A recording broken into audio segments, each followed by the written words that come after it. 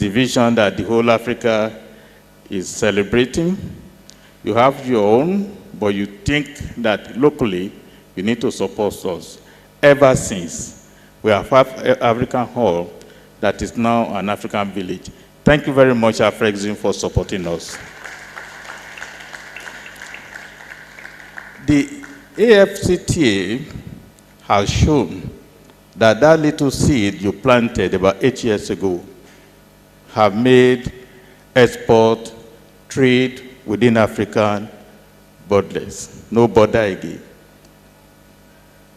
You have made it possible for many Nigerian companies to move outside Nigeria and have their root in so many other African countries. Vice versa, so many other African countries are today part of us in Lagos. I think on Tuesday, Rwanda are having a show, which is a product of the cooperation between Lagos Chamber of Commerce and Industry and Afrexim. We will not stop at that. We will continue to cooperate with you until when Africa take the leadership role in the economy of the world.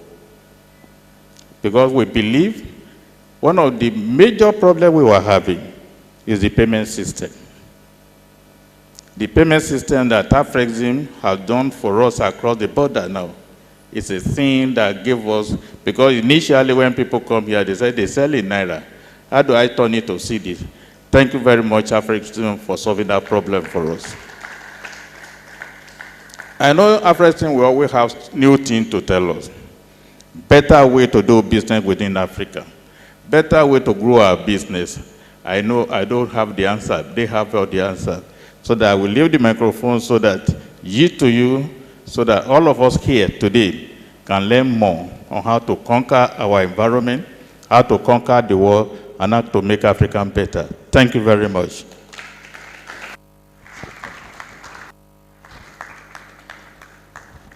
Thank you so much, sir, for that charge. On that note, I'd like to welcome or bring up stage for welcome remarks, and then we move fully into what we have this afternoon. Please join me to welcome Cynthia Shukukere, the IATF Investment Promotion at Afrexim Bank.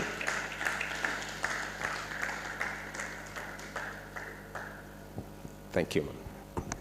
Thank you so much. Good morning, everyone.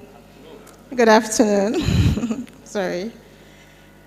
It's a real pleasure to welcome all of you, entrepreneurs, business owners, and innovators, to today's Export Readiness Training for SMEs, in which themed Unlocking Capital, Funding Sources for Nigerian SMEs. This workshop has been designed especially for you, the hardworking small and medium-sized business owners who form the backbone of our economy. We understand the challenges you face every day, from finding affordable funding to understanding how to grow beyond local markets and competing in a fast-changing business environment. That's why today's sessions focus on practical solutions you can apply immediately to move your business forward. Throughout the program today, our facilitators will take you through key areas such as how to make your business ready for export opportunities under AFCFTA, ways to access funding from debt, equity, or grant sources, how to connect with institutional partners and use platforms like the Africa Trade Gateway, and how to prepare winning business plans and pitch decks that can attract investors. These are not just theories. They are actionable steps that can open doors for you and your business. I encourage you today to make the most of this opportunity. Ask as much questions as you can, take notes, and network with others in the room.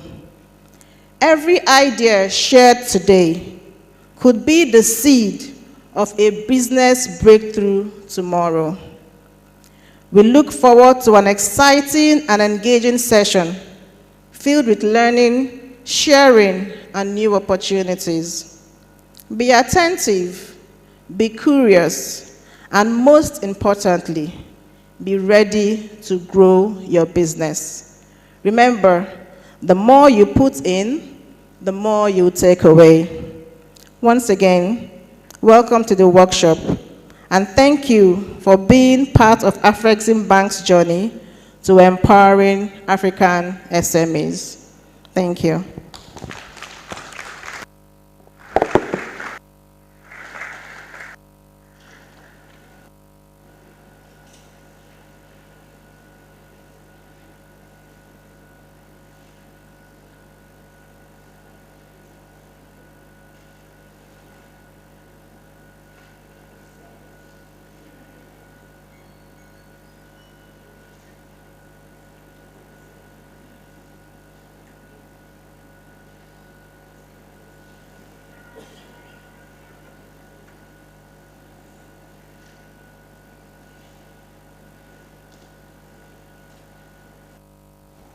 Thank you so much, ma, for that beautiful one, Cynthia.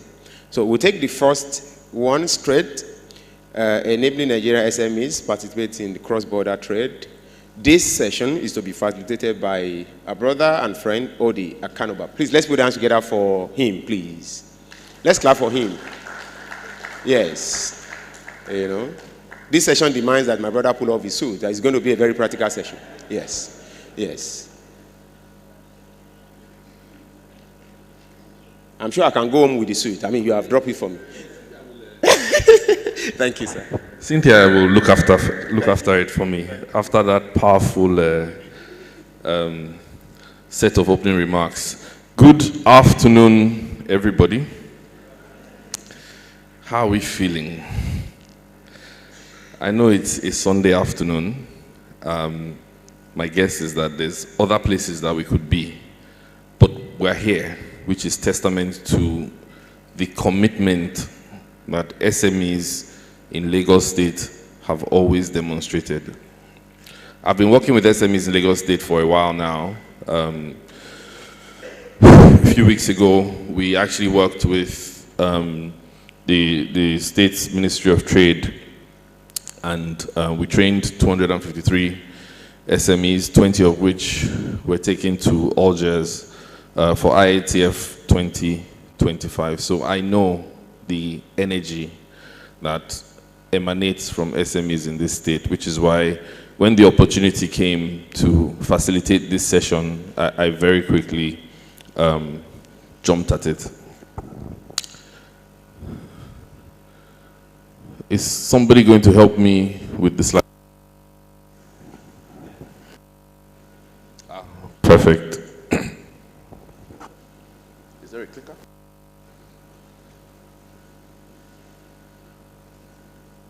So, ladies and gentlemen, my objective here this afternoon is actually very straightforward. Today, we're not in a classroom. Actually, what we're doing today is having a conversation, right? In my experience working with SMEs, not just here, but across the continent, I have learned very quickly that it is actually much more important for me to hear from practitioners like you if the bank's solutions, the bank's products, the bank's interventions are going to be relevant. So what is not going to happen this afternoon is me standing here talking at you for 2 hours.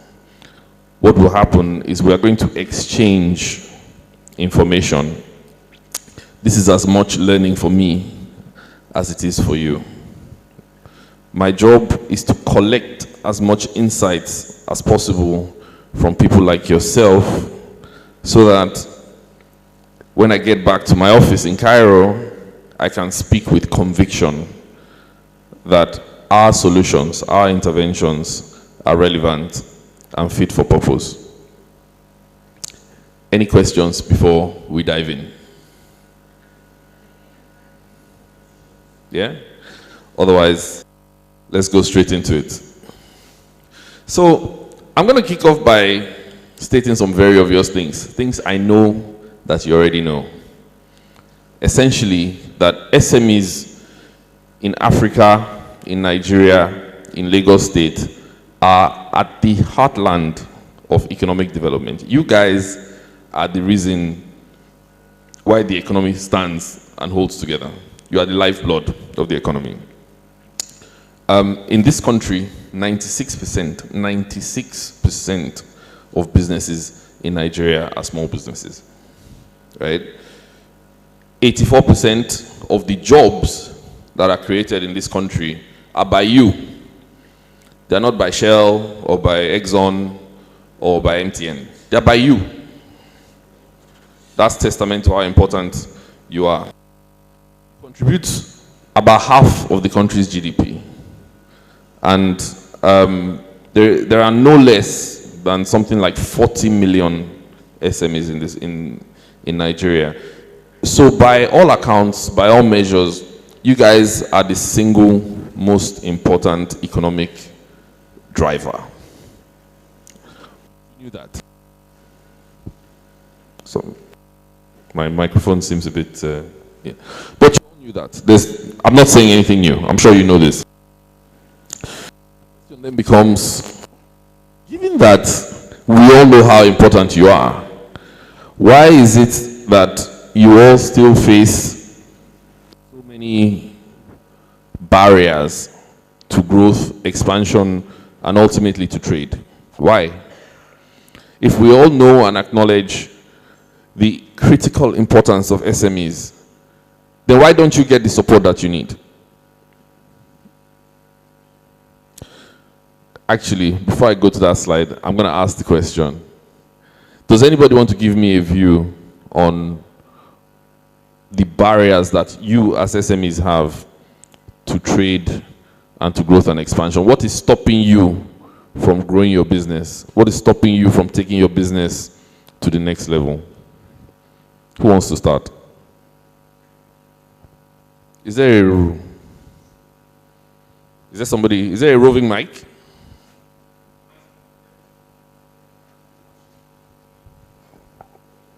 In 1 minute, I want to know what is stopping you from expanding your business and trading under the AFCFTA. Yeah, good afternoon. My name is Bosun Sholari, and I'm a member of LCCI. I am also the CEO of Daso Integrated Farms Limited.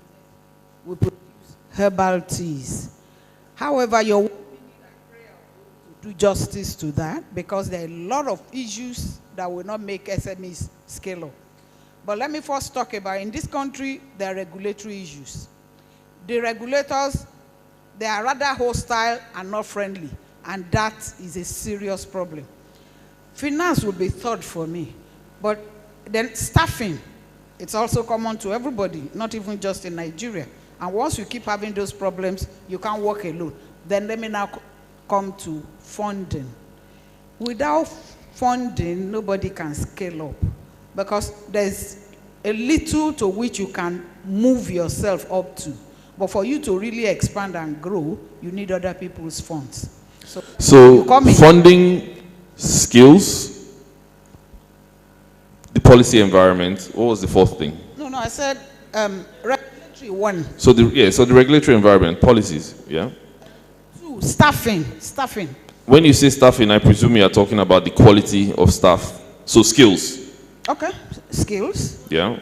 And then even where there are skills, the way you are, because one thing I have known is that people you have in your employment mostly are there because that is what they have to do part-time, and so the dedication is not there.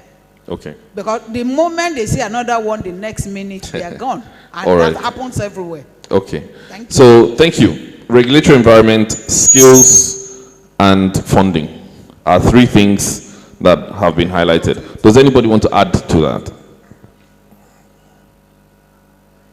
I need a roving mic. I need somebody going around with a microphone so that people can actually.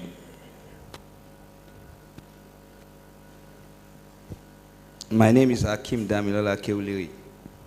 I'm member of SCCI Export Group. So then I'm also CEO of Damix Energy Limited. So the main obstacles for SME is that some people, based on their faith, they do not allow to collect interest-based loan. Like all the NIN institutions in Nigeria, they are still doing their interest based on amortization. So it doesn't make it work based on our faith. Okay, I understand that. Okay, we'll bear that in mind. My sister in white, you were going to say something. Logistics. Yes. Okay, we'll note that. Any other substantive intervention? Yeah.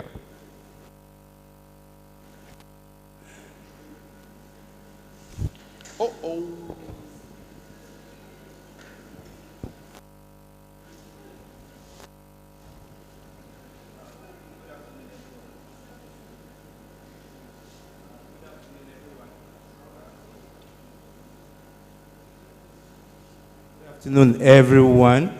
I'm Ado Nuhu. I work with Nature's Vitality. And apart from the funding, skills, and other things, what I notice is the citizens themselves, they don't have confidence in products. People, like a Nigerian trying to bring up a product, they prefer to see an international product, and we need to work on that. Let them believe in the home products too. Thank you very much. So no support for local manufacturing because people prefer imported brands. Yeah, that is true. I'll take one more, if there is. I can see a gentleman over there. And sorry, before you come in, guys, as you highlight the problems, right, I think it's important that we need to understand the solution are actually as much your responsibility as anybody else's. So while you tell us the problem, ideally what we would like to hear is a possible solution, because you guys are the practitioners. You guys far better placed to innovate or support the innovation of solutions. And that's a mindset that I try to push to SMEs across the continent. We can spend all the time talking about problems, but it will be far more valuable if we collectively think through the possible solution that we should be taking away. So as you state your problem, I want to know how you think it can be solved. I want to know what you think Afrexim Bank should be doing to solve the problem. I want to know what you think this government of Lagos State should be doing to solve the problem. I want to know what LCCI should be doing to solve the problem. Over to you. So my name is more Ghana, Spice Boss Africa. Yes. Our major problem is the rate, exchange rate, converting from CDs to Naira.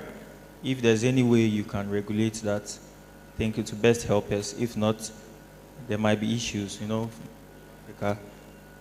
From Ghanaian CD or whatever currency to the currency you're about selling, it might be high for the local selling.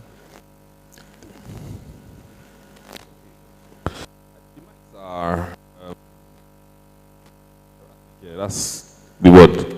But I think I got the gist of what you were saying. It's the perennial payment issue on the continent, wherein making payments in one currency and taking payments in another are extremely expensive because you need to go through a third currency, usually the dollar, or and we have a solution for that. But I'll come to it. Okay, now I think people are starting to wake up. But this is extremely important. All I ask is that you keep it concise. So if you can do it in 30 seconds. Okay. My name is Uju Uzojinaka. I run Traders of Africa, TOFA. Yeah. I think one of the major issues SMEs have in scaling their businesses is access to market. And I think Afrexim is already, in partnership with AFTA, is already solving that problem. We're so trying. I'll wait for you to We're definitely talk trying. about it. Thank you very much. Good afternoon, ladies and gentlemen. My name is Olawunmi Dayo Adepoju. I'm MD of Quest Agro-Processing World Purpose Concept Limited.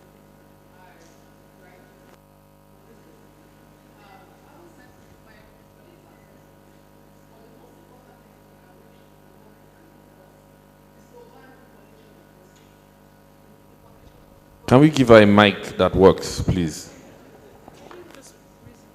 Hello? Okay. Yes, importation of, packaged foods from other countries, including, Europe, America, and all that. We have in what?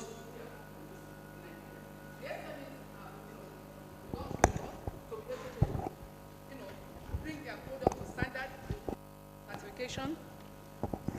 In terms of certification and readiness for the market. But the most important thing, we cannot see, our efforts being tarnished.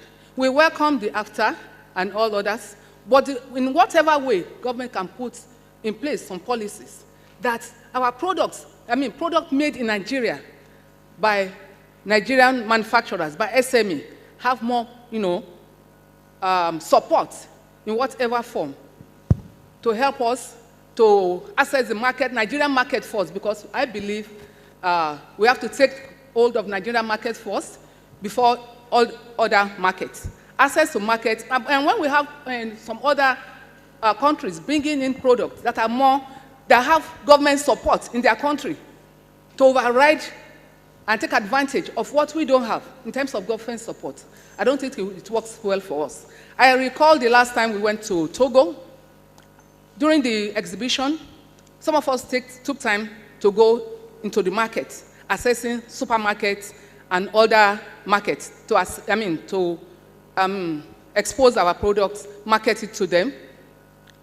One of the MD of one of the biggest supermarkets there told us that, look, all you people are bringing here, the government here are supporting their local producers. Not only that, they compel the supermarkets to take not less than 50–60%, to stock not less than 60% of their product in their supermarkets, which overrides the imported ones. They are not stopping the imported ones, but they give the support to their local manufacturers that every supermarket should take, products locally, and the local supply, the local intake should override the imported ones.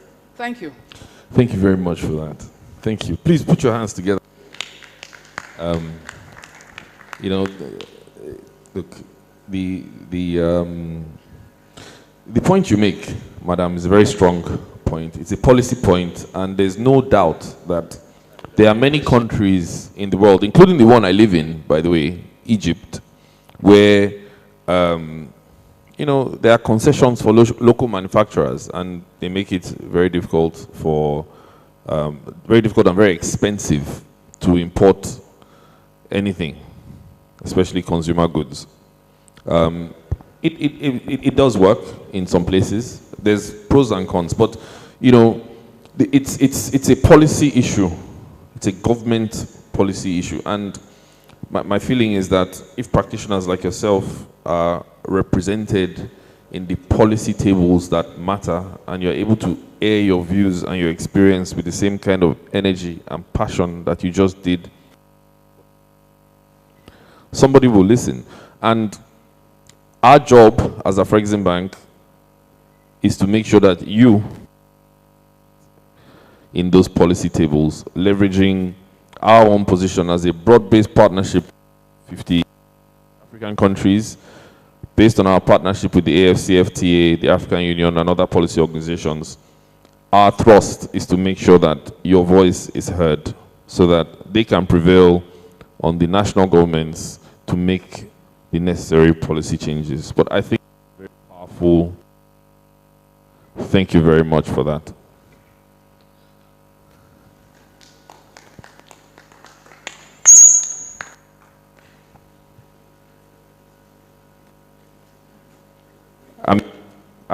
There's no world in which I will not give you the microphone, madam. So please.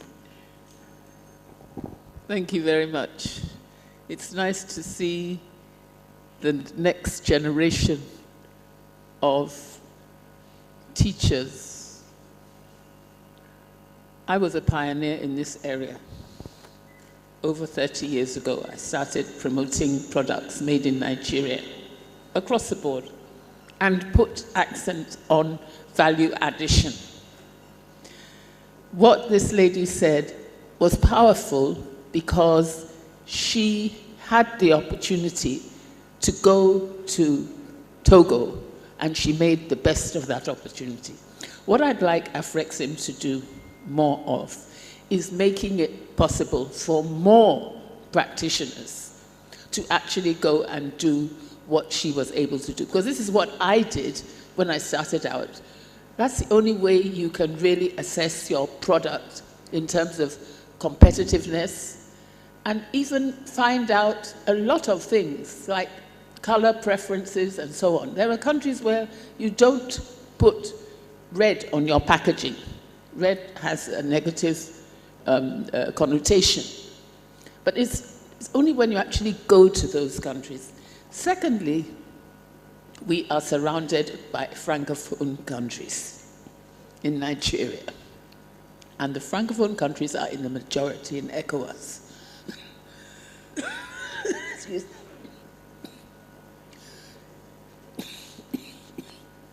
Language is very important.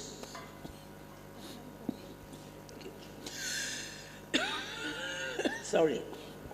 And I don't want to talk too much. I just want to make this point. It's so important. There was an export development fund that the Nigerian Export Promotion Council was running. I'll come back later. Thank you. We hold that thought. Please put your hands together. We will hold that thought, and once you're ready, we'll have you straight back. But we're holding. We're definitely. Okay. Final question from gentleman at the back, because your hand has been up. Oh, final comment. Problem and solution. Okay. Problem and solution. All right. Good afternoon, everyone. My name is Michael Akiyomi. I'm an exporter. And basically, on the part of the capital, I think there are actually much more capital available in Africa than ever before. I just think that we need cheaper capital for SMEs so that they can actually scale, which is very important. And secondly, as regards I also think that, for example, let me give you an example. Some 3 weeks ago, I got an order for a commodity in Angola. And when I checked the freight from Lagos port to Angola, it was like 5 times the same amount I will pay if I'm shipping the same thing from Lagos to China within Africa. So I have to just suspend the trade because it wasn't going to work. So we need to have a way in which you can have cheaper freight within Africa and also try to remove the this intra-Africa whatever customs that happens. Another thing is for any certification, because most African businesses want to scale maybe to Europe and for example, but the cost of certification is very, very expensive. For example, if you are doing some certification, you have to pay for EU certificates, NASDAQ, they are very expensive. So if there's a way we can have a kind of a diplomatic conversation between African government and European government. Because, for example, I export soya beans, right? If I'm shipping soya beans to India, I have to ship it with, sometimes they tell me to bring a Niger document to ship to India. Why? Because of some duties in India that doesn't allow me to ship to India directly.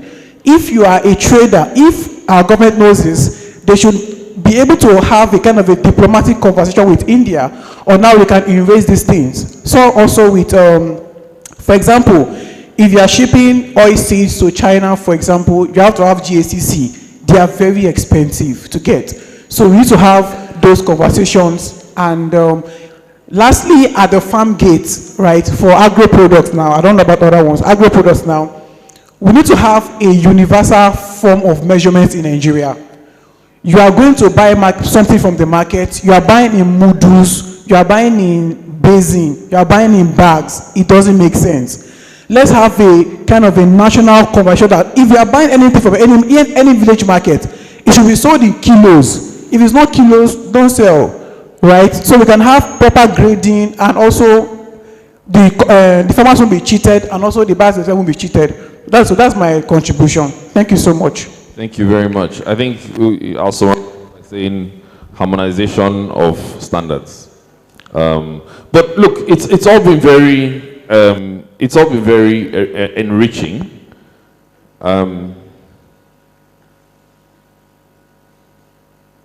It's all been very enriching, and like I said, you guys, the practitioners, are best placed to actually define policy. I know there's always a disconnect between policymakers and practitioners, which should not be the case. You know, I think that the practitioners should be the first when policy definition is being done. But look, let's move on. We've heard from you. The reason why I wanted to do that exercise first is because now I'm going to show you what our understanding as Afrexim Bank is of your barriers to trade, right? So this is based on information that we've collected over our time as an SME function. But this is a live perspective that keeps getting enriched. Every time we come in front of people like yourselves and we hear your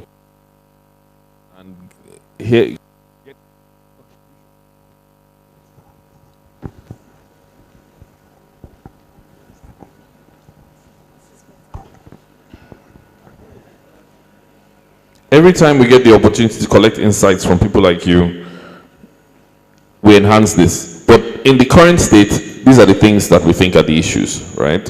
Access to capital, technical capacity, so skills required to actually manufacture or produce products that can be exported.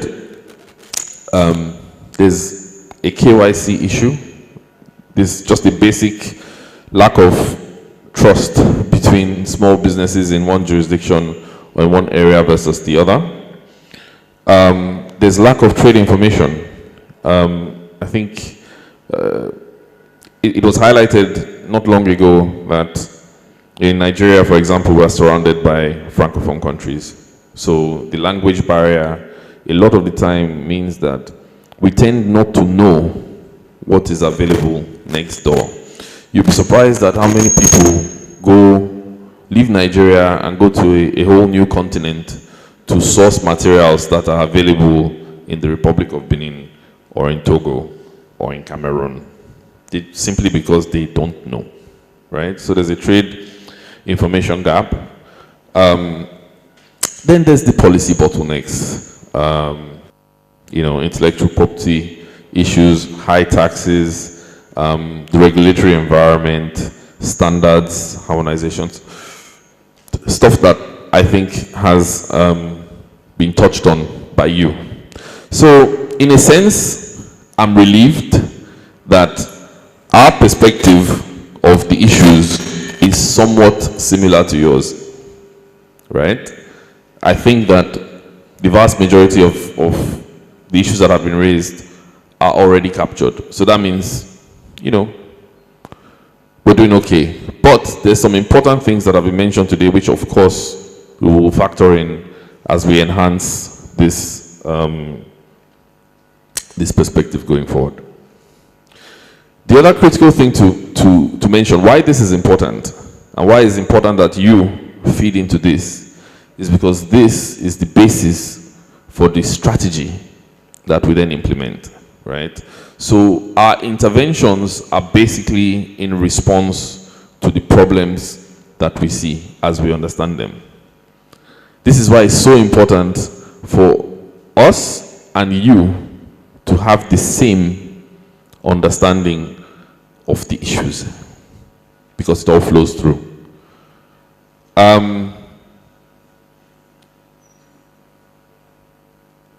I'll leave this up for 1 minute. I would like to hear if there's anything that anybody fundamentally disagrees with or needs more clarity on in terms of the basis of our SME strategy at Afrexim Bank.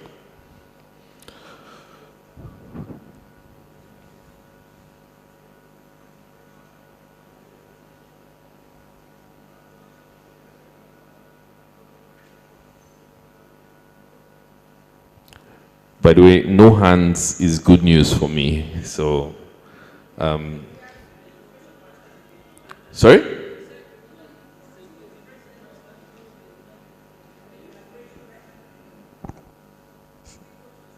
Oh, you want me to say it again?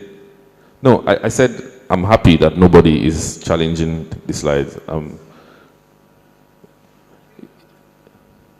Yeah.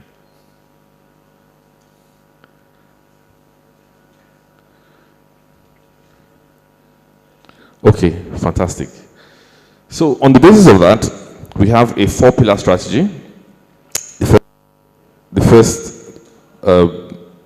first thing that we focus on to help you to become export-oriented champions of tomorrow under the AFCFTA is financing. We're able to do that both directly and indirectly. So for some SMEs, you know, we are able to extend credit facilities to you directly, usually starting from the $2 million mark upwards, but obviously also depends on other factors. But for facilities less than that, we are very active with all the local banks and trade finance intermediaries in Nigeria. So what we do with these local banks is that we extend them facilities on preferential terms. So we give them money so that they can offer to you at a cost that is not damaging to your business. And over and above the credit facilities, every single person who is able to access money from a local bank through an Afrexim Bank facility is provided with export readiness training. So the solution is end-to-end. They disburse the money to you. Over and above that, you receive export readiness training under the AFCFTA through one of our certified trainers. And then, of course, there's also the opportunity to participate in our market access initiatives. So I'm starting to talk about the separate pillars now, but essentially what we do is we deliver in a holistic fashion. So you get money, you get training, you get market access. So what are we talking about in terms of market access? I think I should maybe just elaborate on that a bit. We believe that, especially in a continent as fragmented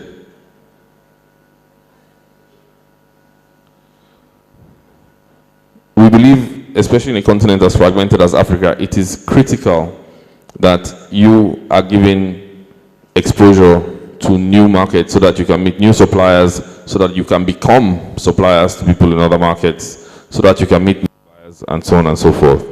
One of the ways that we're able to achieve that is the Intra-Africa Trade Fair, which I'm sure many of you would have heard about. So those people who have enjoyed from our credit facilities, who have also benefited from our capacity building training, are often up for some sort of selection to participate in the trade fair. Obviously not everybody goes, but it's done in such a way that the highest performers are supported to get to the trade fair. Just as an example of a market access initiative that we run.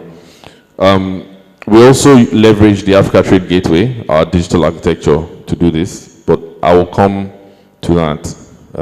I'll go into more detail about that in a few slides. But the message here, right?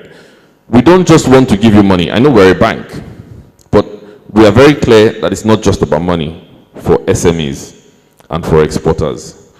You need training and skills development.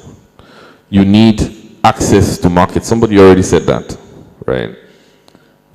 And you need your voice heard on the policy tables as well. So our program is holistic and fashioned to deliver all of those things to you in one go.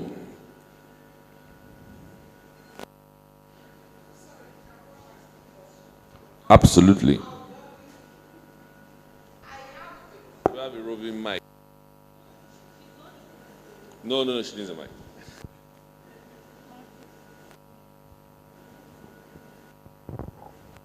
The 4 pillars are good enough. But my challenge is the workability of the first pillar. The 4 pillars. Financing, for instance. I don't know how many of us here have good relationship with Nigerian banks that you can easily take money stresslessly. And that is where you route your money through. Because when the money gets there, it's a different ball game. It will be easier, like the Bible says, for the camel to pass through the needle. I had that recently. I did a pitch and it was fine. But for the funding bank to give the money, at the time I wrote them, I don't want again. But that is one. So please, we need Afrexim to find how to do, because why they will put you through issues is that they would rather prefer to sell their own product to you than give out your own product that they know they won't get so much for. That's one. Capacity building. I also have a challenge with that. My capacity have been overbuilt. Sometimes when you are building capacity, the next building capacity through hand-holding. You teach me everything in the classroom. The practical is not the same. So if you have taught me, and then you now take me through the practicability for me to get into the market. When everything is about capacity building, we sit down. When it gets for me to fill all the theories in AFCFTA, all the 8 protocols, or no, some of the protocols that will take me into the market, will I be able, somebody will now tell you, do you know a tariff book and what? If you don't take me through the process of using those things, and then it is just teaching me in my house, it won't work. Oh, please, can you put that for me? Please, the slides back up. The slide, please. Then policy advocacy. If the policies are not correct, nobody is going to any market. It is taking me almost 2 years to get NAFDAC and SON for my product. And so no matter what you teach me and the money is available, the market is available, and I cannot go. So I know the policies are for in-country advocacy. However, if we don't find how to rearrange it, that it becomes easier for me to apply. Serious stories of those who need NAFDAC numbers that are not getting. How do we go and trade? So if we don't rearrange this thing and we put policy first, and that was why when I was talking, I put policy first. It is when my product is ready. It is not that the product is not okay. I can show you one. But for me to get the product registered is an issue, and I cannot go anywhere. So thank you. Can we have a round of applause, please? This is why we come here. This is why This is why we do these programs, to hear stuff like that. I'll come to you, but let me just react very quickly. So, with the local banks, right, I understand the challenge that you just described because, as you can imagine, I've heard it many times before, right? It's a work in progress. We try and refine and reiterate and incentivize these local banks to make sure that they support you, right? But what I will say is that it's actually a two-way street. Capacity building is extremely important so that you, as an SME, also better understand the local bank and the way it works and what documentation and other bits of information you need to be eligible for their financing, right? And in a minute, I will go into that topic specifically, which is accessing institutional funding, getting your documents together, just getting yourself prepared. It's a perennial complaint. SMEs complain that local banks don't want to support them, but the harsh reality is that majority of the time, when you really dig into it, you find out that the SMEs have not done all they need to do to meet the eligibility criteria. So part of what I want to talk about today is what you need to do to make sure that you are eligible for their support. It is only when they start turning back SMEs who are eligible that we must now start to deal with what I would consider to be a different problem. But we'll come to that. We'll come to that, but thank you for that point. Sorry, one more reaction, and then we'll move forward.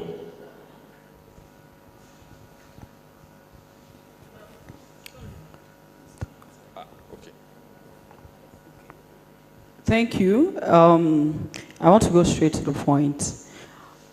You're talking about capacity building.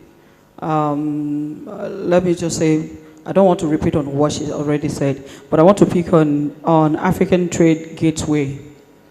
You said leveraging with African Trade Gateway. I registered with African Trade Gateway, and I've been trying to see how to get used to the app. I know when we registered then, the app was not really complete, but I think now the app is complete for us to have that done.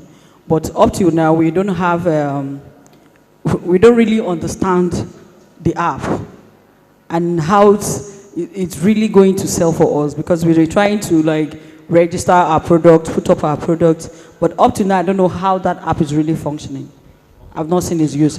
Then on the issue of infrastructure, the infrastructure you're putting up for SMEs, I want us to go back to the rural sectors. Because if you're talking about SMEs, you're talking about people from rural sectors.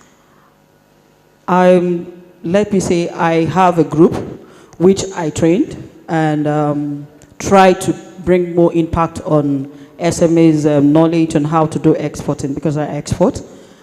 But the difficult problem we have is infrastructure, the ops. A lot of people are producing, but they cannot have the total where they want to produce their product. So they need an op for production. They need ops for production, and then they also need to understand the market. You cannot just tell someone to go and get money, you go and produce, and then they don't understand how the market works. So we need to know how, they need to know how the market works and how they can access the market. All right. That has to be done. No, thank you. I think for the first part of your observation, I believe there's actually a part of today's program where one of my colleagues will step up and talk to you about the Africa Trade Gateway, all the various bits of infrastructure in it, how to use it, how to get the best out of it. So I think most of your issues around ATG, will be resolved in that. And then the second point that you've made around market access, I agree. So between ourselves, the AFCFTA, the AU, all of these sort of multilateral bodies, we are continuously iterating how best to, develop programs and policies that, facilitate market access for SMEs under the AFCFTA, especially now that the AFCFTA is live. I think you will see significant improvement in the outreach and in the programs. But it's a very tricky and a very expensive exercise, mainly because there's 39 million SMEs in Nigeria alone. The number in Africa runs into hundreds of millions. Very different sizes, very different sectors, very different needs, very different profiles. So, to get to the point where there's no silver bullet, basically. We have to slowly but surely, develop programs that will, over time, meet everybody's needs. But thank you for that point. I think I'm going to move now. I think the main point here is, this is the way we think about SMEs and how we want to support them. Just to make the point that for us, all sectors are welcome under the program. We don't discriminate as long as you are driving our intra-Africa trade and export development objectives. We will look at SMEs in climate, manufacturing, agribusiness, logistics, healthcare, tourism, you name it. Special attention to the women, because we know that women are a force, and usually when you give women anything, any kind of resource, whether it's money or otherwise, they are able to multiply it. And there's data to support that. This is not just village wisdom. This is actually science. Money in a woman's hands translates to more people in education, better welfare, and less alcohol consumption in the community. Because that other weird gender called men are simply not as there's far more women in the room, so I'm able to get away with saying that. So yeah, put your hands together for the women.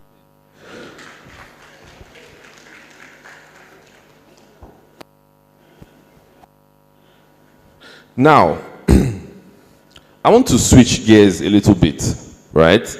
And I want to talk about the different kinds of funding that you as SMEs should be contemplating, right? And the reason why this is important is that a lot of people just assume that going to the bank is the only way to do it. And a lot of the time, an SME may not actually be ready for borrowing from a bank. It may be that there's other things that they need to look at first. It may be that they don't even need to borrow at all. It may be that they need an investor as opposed to a lender. So what I just wanted to do in this part of the session is highlight the different types of funding that SMEs in Nigeria can consider looking for. Okay? The first one is the obvious one, going to a bank and borrowing. That's debt, right? You would usually borrow to finance the growth or expansion of your business. The risk to you is that, you have to pay the loan back with interest. The cost is, as I said, the interest and any fees that come with the loan. But who should go to the bank to access a loan? I think this is the question that we should start to ask ourselves. Is it everybody? Might not be right for your business, right? Actually, the SMEs that should go to a bank are SMEs that have predictable cash flows. So your business is already running. You know, it's a proven concept. You know, you are making money. It is clear how you are going to pay that interest back, right? And you have some assets that you can use as collateral. So there's a certain degree of maturity that is required to actually go into a bank and access a loan. So again, those SMEs that complain that the banks are not supporting them, these are some of the questions that we need to be honest with ourselves about, right? Do we have the cash flows to support borrowing? Do we have the assets to support borrowing? If the answer is no, then maybe it's not yet time for a loan. Okay? In the event that a loan is not the right thing, then equity is something that can be considered. Now, equity is interesting, especially in this part of the world, because the data, the evidence from research shows that in Africa, and even in Nigeria, we do not like to give away ownership. We don't. We prefer to own the thing. We don't want to share or cede part of our company to somebody else. So a lot of SMEs shy away from investment, right? Look, there are pros and cons like everything else in the world. What is the risk to bringing an investor on board? They're gonna take part of your company. You're gonna have to share your dividends with them. You're gonna have to share control. The decision-making process is no longer entirely yours. But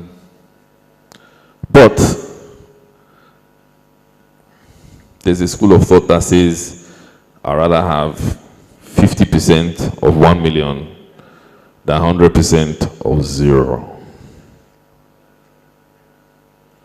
So who should go to, who should seek equity funding?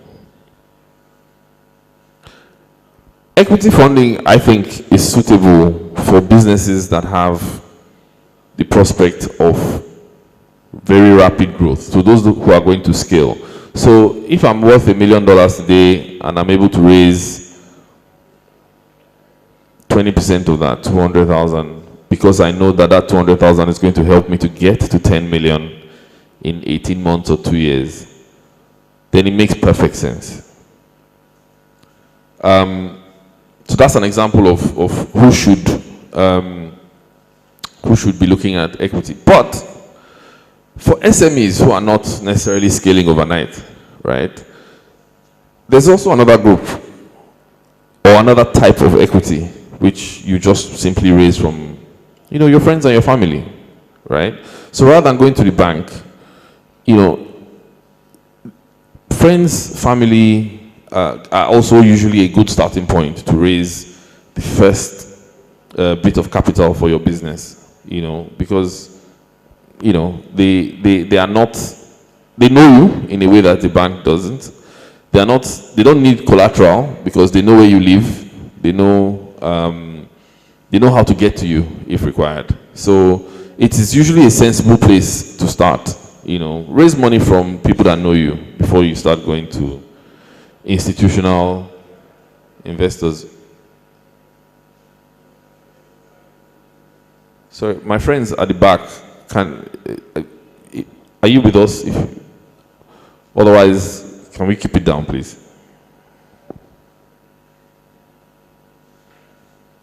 Thank you.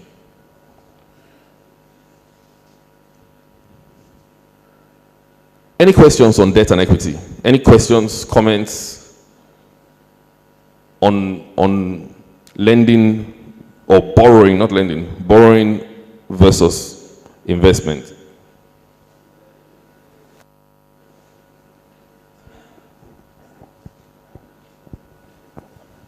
Okay, so I've had a foreign institution give me a small amount of money without collateral as debt So is that something that Africa Export-Import Bank or other institutions can look at? You need to say a bit more. They give you money without collateral. So what were the terms of the transaction? It's just a small amount, right? It's a small amount of risk they can take just to try you out. It's just a line of credit, actually. An unsecured line of credit? Unsecured, but it's a small amount. It's a smaller amount. So it's... Sounds like a credit card almost. Well, you know, Afrexim Bank is not... That's retail banking that you're talking about. Of course, we're not going to play in that space. You know, we're an institutional corporate lender mostly to corporates and sovereigns. Of course, we support SMEs through financial intermediaries, but no, we wouldn't directly hand you an unsecured loan. Certainly not to the 39 million of you in Nigeria. Yeah, any other? Yes, please.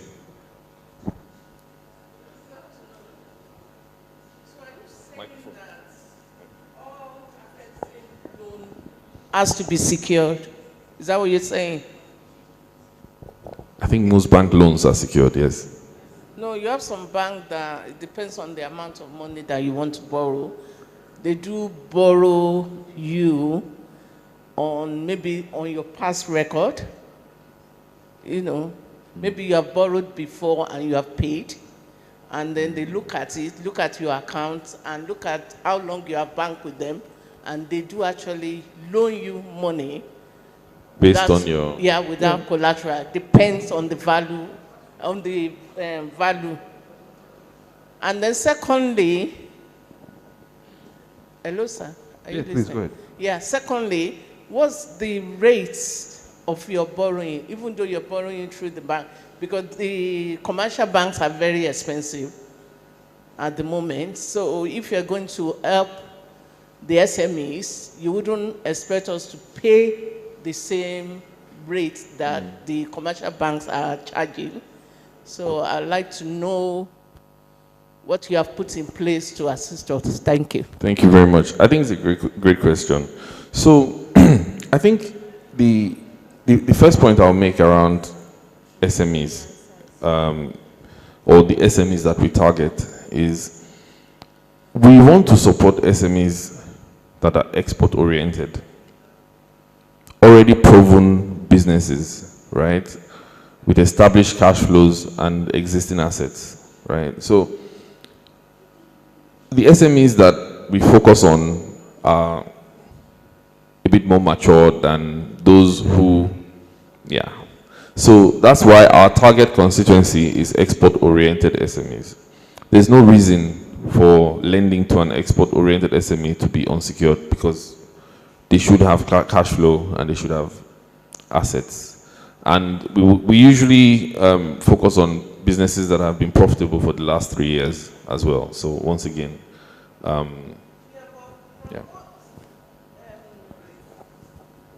From what you have been saying, I thought you said you take them through process of training, they hold their hand to be able to have the market ready. So what you're saying now that if you don't have approved products, you don't actually assist or help. We want proven concepts. So if you are producing in your local market successfully, everybody likes your product in your area, and we believe that that product can do well outside, you are a candidate. That's our constituency. So the capacity building and market access is for those people. So we are now building skills for you to become an exporter, not a producer, an exporter. Of course, in that skills development, you know, we can help you to enhance your production techniques and, you know, your knowledge and your know-how and so on and so forth. But trainings are focused on export readiness. We are an export-import bank. Our job is to get you to trade across borders where you have already successfully traded in your local market. In terms of pricing, we do our absolute best. There's no, I mean, you're lending through a local bank, so the local bank is going to determine the rate ultimately. But we incentivize the local bank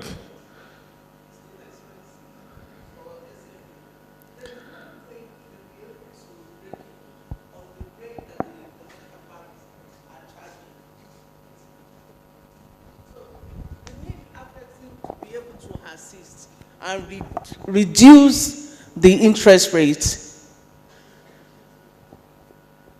Honest, that's the only way we can. So, interest rates, right? Does anybody in the room know what the MPR in Nigeria is today? 32%? Okay, we'll leave it 20. Okay.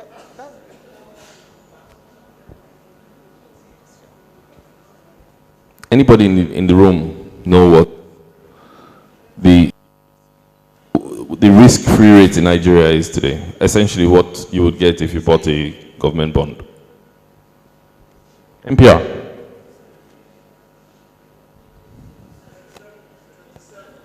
%27%. 27%. That's your starting point. So what can we do? Sorry? You said we should bring it down to 9%. Is that what you said? So if the base rate is 27% and we lend to you at 9%, who is paying? Where is the other 18%? Who is going to pay for the other 18%? Well, you are trying to help the SME. I'm only saying that I know that federal government did give loan, the microfinance, to the SMEs and asked them to pay 9% for 5 years or so. You know, so that is a government subsidized initiative. Okay. So the reason I'm saying this, and it's a very important point that you've raised, right? Because again, we as a bank, we hear about the interest rates and how they are prohibitive to SMEs, and it's 100% correct. But the rates that banks lend at are a direct derivative of the base rate of the MPR. It's MPR plus. So if your MPR is 27%, then no bank can do they're losing money immediately. So the only somebody who is subsidizing, and that's the government, can achieve what you're asking for. It's not realistic to expect any bank that is operating on commercial terms to be able to give you single-digit lending in Naira. That's the harsh reality. Please. Okay, thank you very much. I just want to suggest something to you. You see, I thank God that it's Afrexim I'm talking to. If you compare yourself to UI, their models of operandi is entirely different.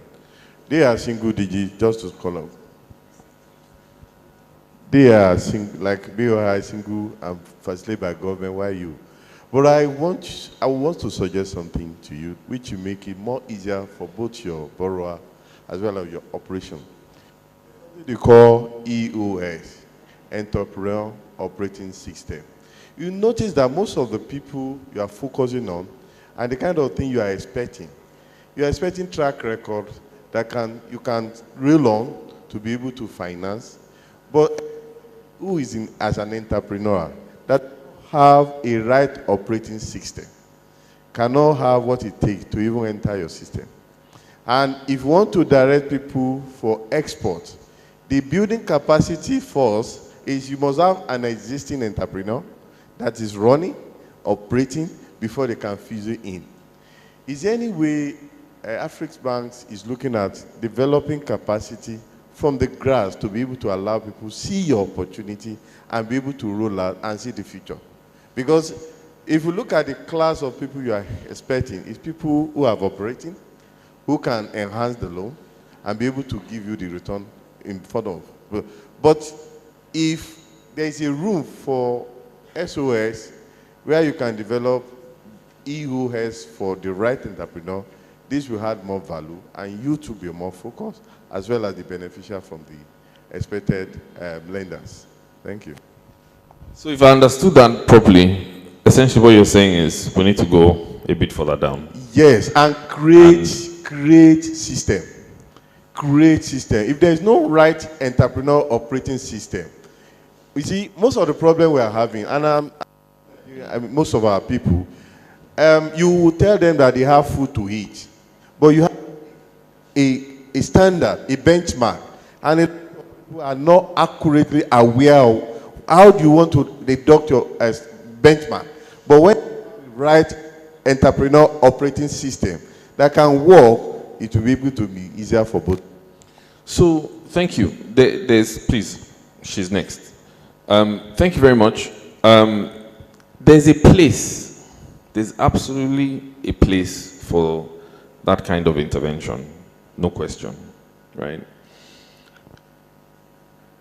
But at Afrexim Bank, we believe in, should we say, allowing the people who are best positioned to do certain things to do them. We understand our capabilities, we understand our expertise, we are clear on our mandate, right? Which is to drive export across Africa and also into other export markets, right? There are other agencies, organizations who are better placed and mandated to do what you've just done, right? We don't want to compete with them. We don't want to kick them out of position.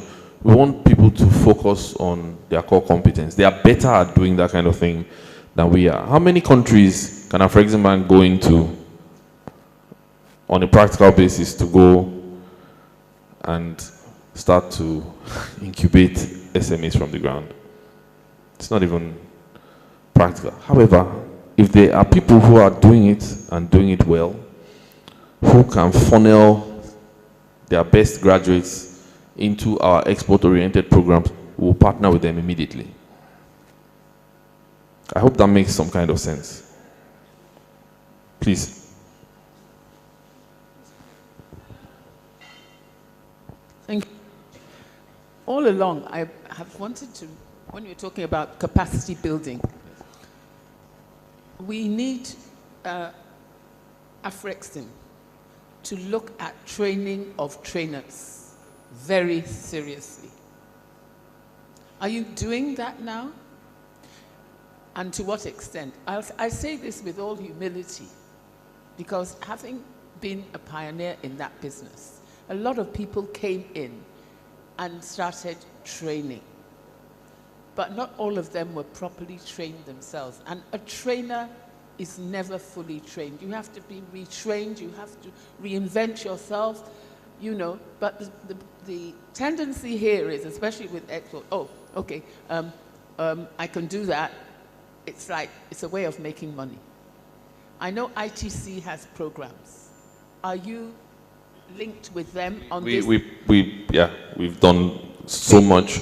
In fact, there's a program called How to Export that we've launched jointly with ITC. Right, but on training of trainers, TOT, I know they used to have programs. And I wrote about this. I even had to testify in the US because AGOA was not doing very well.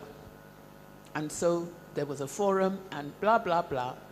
It's very interesting. I'm going to give you a paper that I did in 2006. Because all the same problems, infrastructure, payments, capacity building. But the capacity building we don't always look deeply enough to the training of trainer level, because you can't do everything.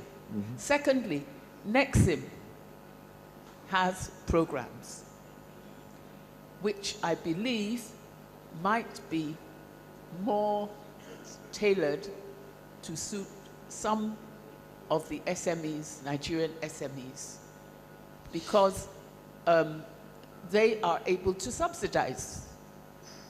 But how connected are you? Is there a way that you can like graduate from a Nexim a person who's been supported by Nexim or had a loan or grant to graduate to Afrexim? Is there that?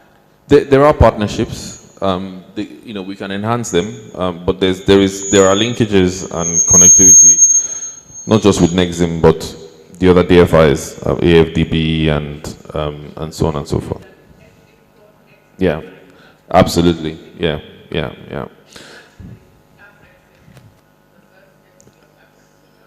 Chris Edodu, yeah. So I'll answer the question about TOT very quickly, right? I think it's a very important point. Many of us in the room have kids. You would not send your kids to a school if you didn't think that the teacher was qualified, right?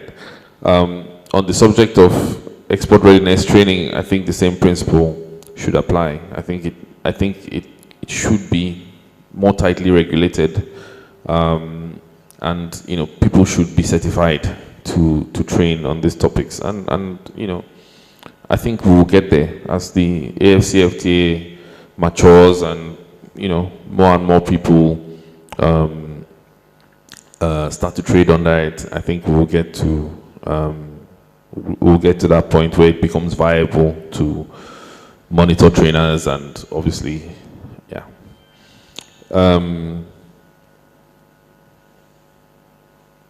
Okay. There's a couple of hands over here as well.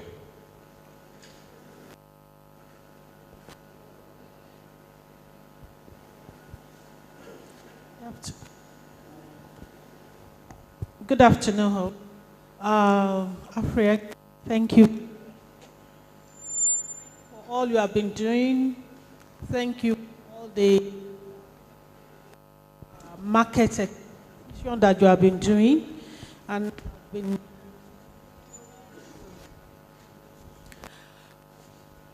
hello. It's going off. Okay. To participate in the master's class under Afrexim in South Africa. I know you've done a lot, but I was of opinion that we can do a roadmap of making it work. How do we make it work? How do we actually put more people on the export radar so that it's not like we are doing a lip service? So that it's not like we are doing a lip service. If we truly want to achieve it, we need to have, like Mama has said already, the TOT, fine. There should be attachment of the new one to the old one, like an hub for food, hub for creative, hub for XYZ, so that there will be a kind of synergy that will catapult into that export work we are looking at. By now, with all that you have been doing, we should be able to say XYZ company has benefited from Afrexim to export XYZ number of containers outside the multinationals. You said Afrexim is meant for SMEs, because I want to know what is the difference between you and African Development Bank.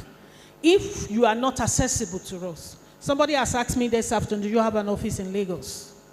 If you are not accessible, if your information is not properly disseminated, and people don't even have access to you, we don't even know who to talk to get the access. Which bank are you working with? The commercial banks that you are working with should be enlisted so that we know, okay, I'm going to First Bank today in respect of my relationship with Afrexim. Maybe I'm speaking out of box, but let's look at how we can make things happen. I don't want to stress what other people are. Thank you very much, but point very well taken. Okay, maybe just in the interest of time, I'll start taking questions in groups. I think time is fast spent, but yeah, let's do 3 or 4. I think you have your hand up, and then yes, I have it. Him as well, and then I'll answer. Okay. Good afternoon, sir. Good afternoon, everyone. Thank you very much for this section. I just want to ask if it is possible to define the SME that you work with. Are you working with nano or the multinationals, so that some persons are not very disappointed when you have your rules, right? There's a lot of SMEs here. There are those who are below 100 million, those who are, in the multinational level. So is it possible that it is defined?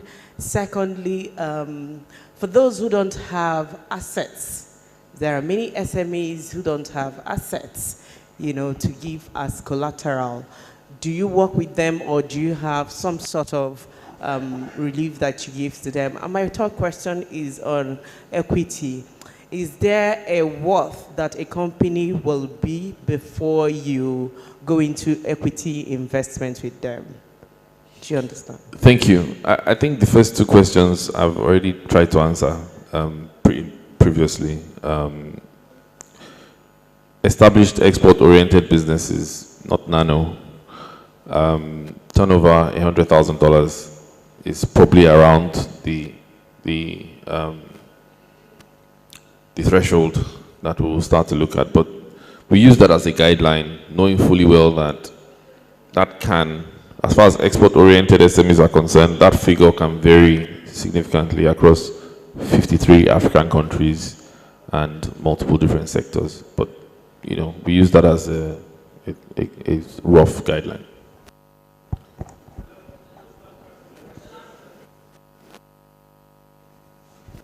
Equity. So,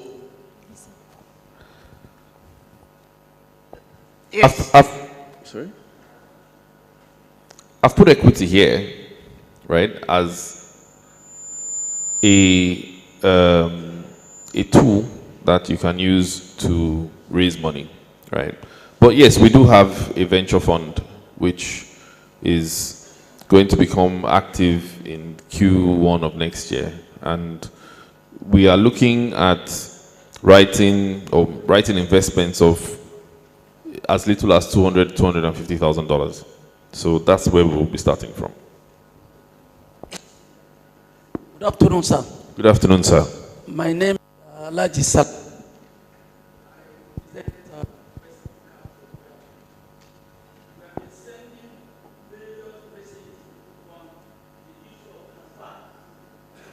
Most of traders go and sell in Ghana is in CD. How do we? Yeah. Two, you have been.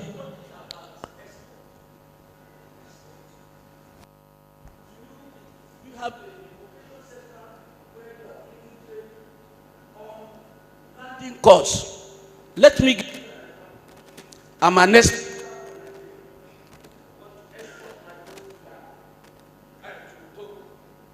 I have to pay. Can somebody give him a better microphone, please?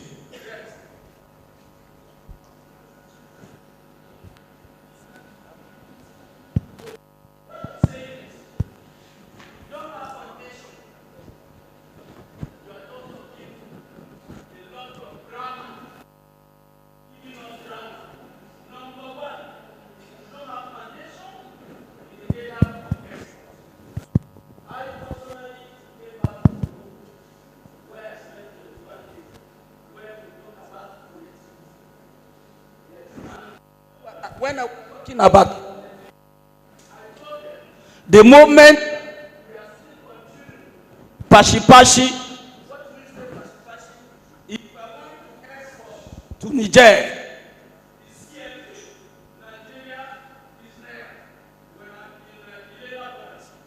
If you don't, Lela is in Nigeria. Kondi is in the Niger Republic. They have CFA. You have to resolve the issue of how this your project, you call it PAP. When are you resolving it? You can, your MD, that I represent West African cross-border trade.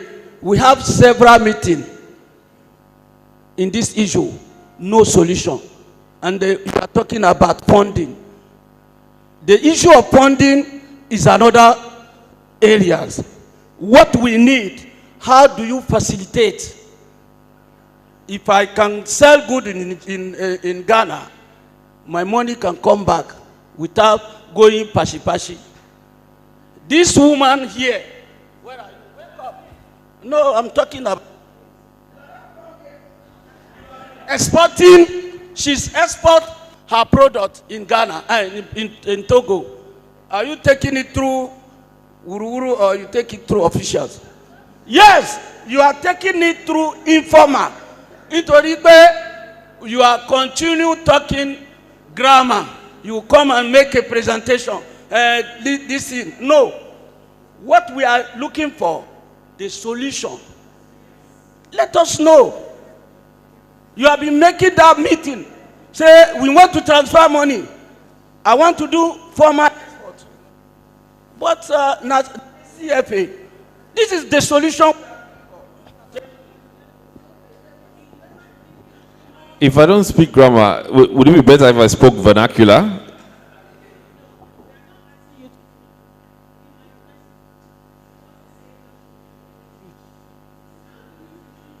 When there is no dissemination of information from you, that PASI is already working. People don't know.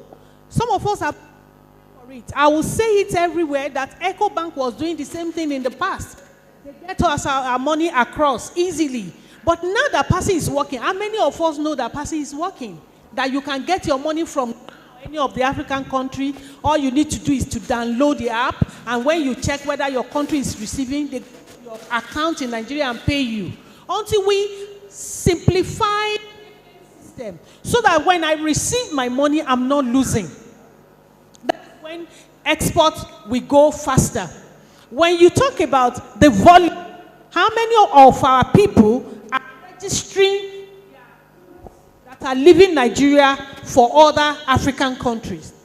That's what Baba is calling wuru-wuru, because there are so many informal exports with registered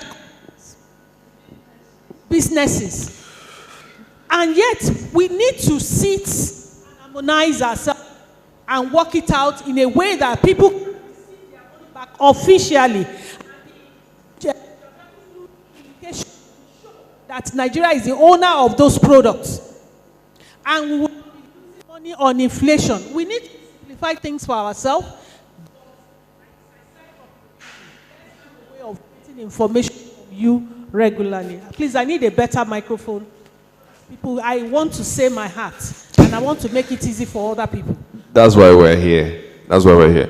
No, thank you. Thank you. So, PAPS, right?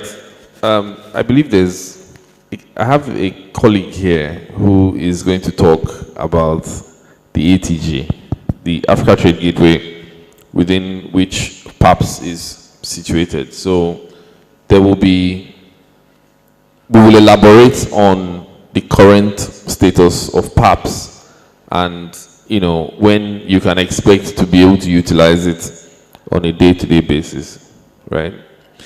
But while I understand the frustration, I think it's important for me to make the point that PAPS, I'm speaking to you, sir, because this question or this point was raised by you, right? I think it's important that you understand that PAPS is a solution that is pretty much entirely funded by Afrexim Bank, which is the private sector, right? The payment problem that you have has existed for many decades.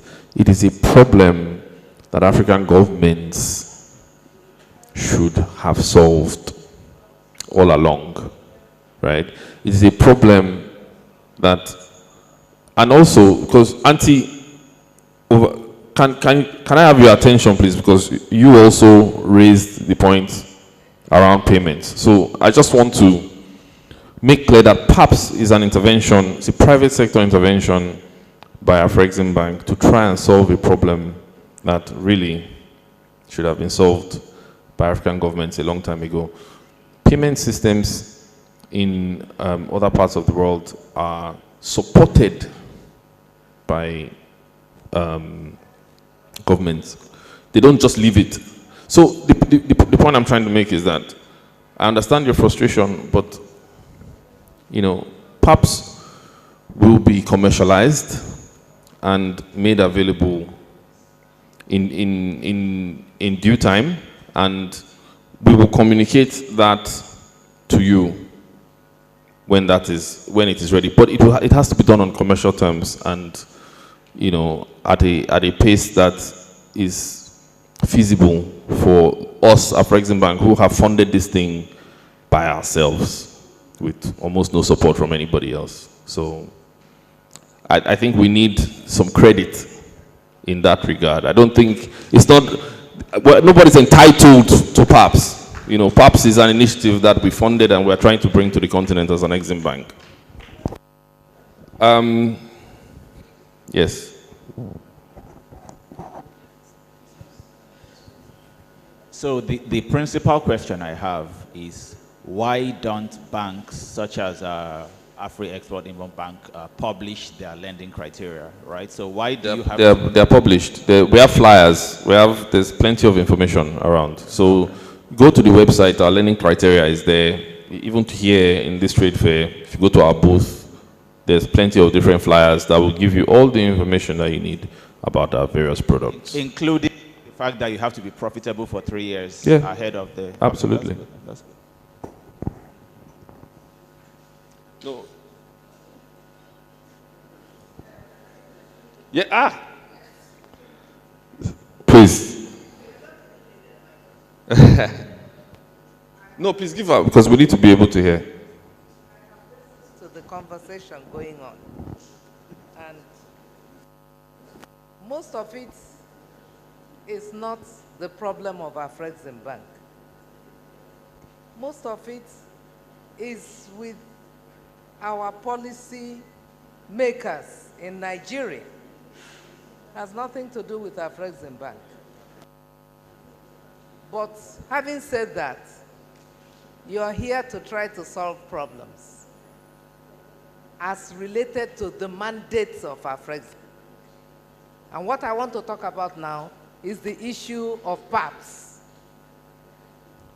I have PAPS. But you need to educate people on PAPS. I have used PAPS and it works for me.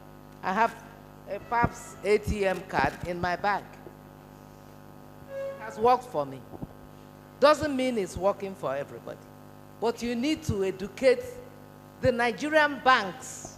CBN needs to, NDIC, everybody that has anything to do with banking must get to know about PAPS.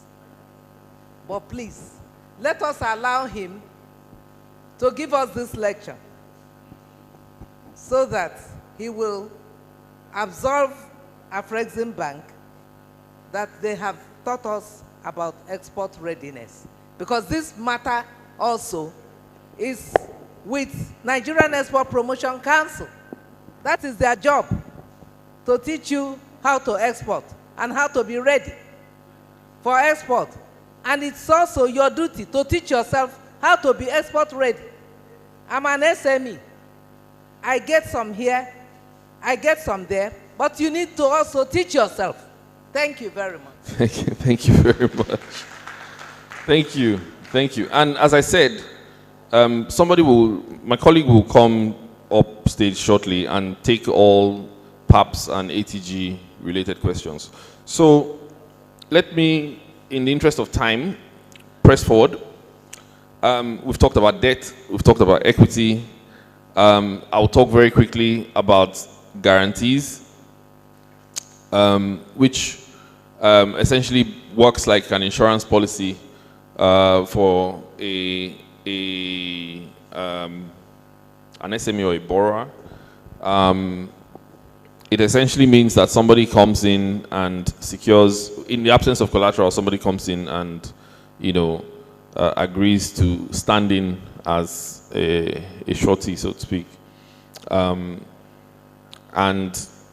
who should be using this? SMEs with no collateral, but maybe with clear cash flows and other assets that can give comfort. So it's an option that is available to you as well. Try and see if you can get somebody to issue a guarantee on your behalf to get the bank comfortable with lending you money. And then the last one, which is a possibility, is accessing a grant. There are a few, I might even go as far as saying several donor organizations that exist that are mandated to support SMEs like yourselves with grant funding. Just the MasterCard Foundation, Ford Foundation, there's a few others like that who actively would give you a grant if they felt that your business was aligned to their objectives and their mandate, So it is worth educating yourselves, finding out about these grant pools and seeing if you are eligible for them.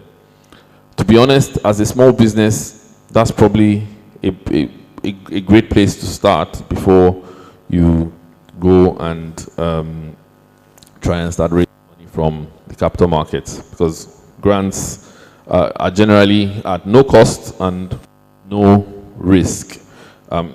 Applying for them can be tedious, can be hard, because nobody's going to give you money if they are not clear what you're going to be doing with the money. So these donors, they tend to be very particular about the project.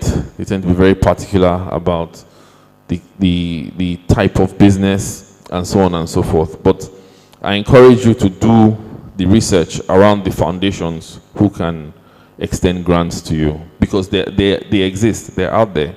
And your counterparts in other countries, your counterparts in Europe, your counterparts in Asia are accessing these funds every day. They go, they do the research, they understand what is required, and then they apply. Sometimes they get turned down, they come back again. They keep iterating until they get to the point where they finally get what they want. So grant funding is a thing. It's something that you should educate yourselves on, do the research, understand who the donors are, understand what the donors' priorities are, and then align yourselves to become eligible for grant funding.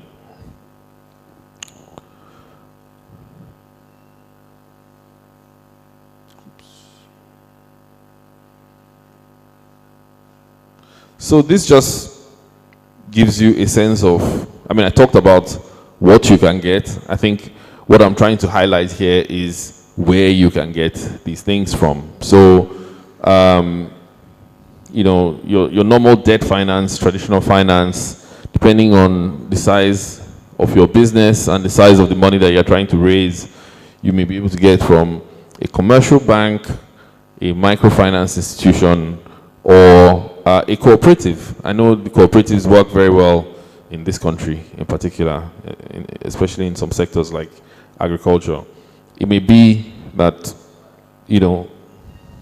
cooperatives are also a good place to look before you even go into a commercial bank, because with cooperatives there's shared accountability, and you're all in it together. One person goes down, everybody goes down together. So that helps to keep everybody grounded and honest. Then there's alternative finance, equity. So angel investors and venture capital, I think we've already talked about equity and the pros and cons of that. and why you know, everybody who can should maybe consider equity investment, especially if there's big prospects for, you know, growth in their business. From an equity standpoint, at the smaller level, at the lower level of the scale, you have angel investors and venture capitalists. They write smaller checks. They are less stringent in terms of what they are looking for. Usually, when an angel investor is considering investing in a business, he's probably paying more attention to you, the individual, than the business. He's looking at you and your team, and he's thinking, you know, these guys, they look like they are determined, they look like they are hungry, they look like they have the drive to succeed, even though the business is still quite rudimentary. Whereas when you move to private equity, you are now looking at more mature businesses. So a private equity investor will be a bit different. You know, his focus will be more on the business because the business is more mature, the business has cash flows, the concept is proven, probably now trading across more than one market, and so on and so forth. The focus in terms of analysis and consideration for private equity is on the business itself. What the side of it that concerns us is certainly on the angel and venture capital side, because that's where SMEs like us are. So the message as far as equity is concerned is to convince investors they need to see not just your business, but they need to have confidence in you as a person. They need to be clear that you are committed to the business. Nobody wants to hand you money and then you come tomorrow morning and then you tell them that you got tired and you don't want to do it again, or you come tomorrow and you say, actually, you were doing this business yesterday, today you are doing something else. People need to have confidence in you as a person and the team that you've built and the structures that you've built around the business for them to be able to invest in you.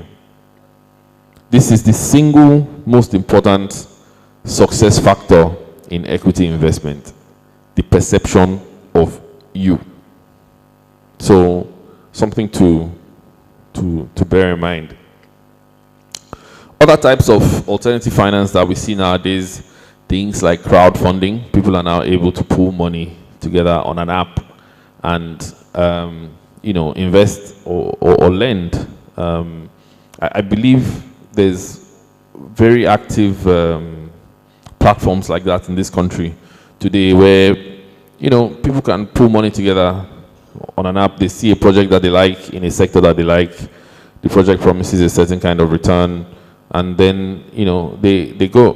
Does anybody here have experience of that kind of capital raising, crowdfunding? Does anybody have any kind of experience of crowdfunding? Anybody raised or borrowed from a crowdfunding platform? No? These are things that they exist, and it's important that you are aware of them. I think what we can do is we'll share some information, some of the names of the platforms that you can look at. They are a valid funding source in the sense that you don't have to go through the usual pain that you would deal with a normal commercial bank. These are far more fluid and far more quick ways of raising money, and they are available and they are active, and I think everybody should pay attention to them and consider them when looking to raise money. And then last thing I'll touch on very quickly is digital lending, which is essentially where financial technology companies, or fintechs as they're called, use other methods to assess your risk to see whether it's possible to lend you money. So while banks focus on collateral, the fintechs don't. Digital lending platforms do not. They are looking at other indicators. They use other metrics to assess creditworthiness. They draw data from all manner of places to be able to determine whether they think you will pay the money back or not. I have heard of fintech companies that go to your Facebook page and draw information from there to try and get a sense of the character that you are.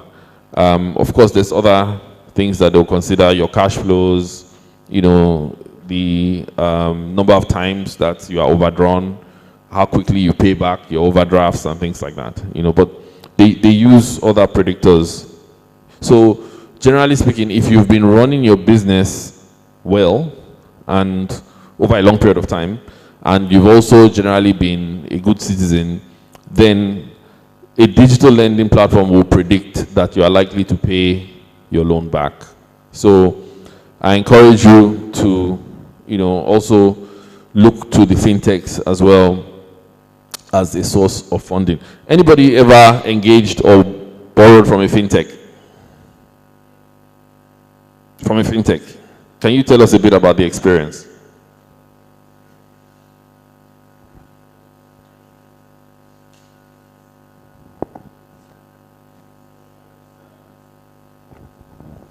Is it working? Yeah. So I didn't actually apply. It's actually with Kuda Bank, and I was for an overdraft of 50,000. No, tell us more. How quickly did you get the money? At what price? Compared to a traditional bank, how does the experience compare to having to go to a commercial, to Access Bank or to UBA? It was actually more streamlined.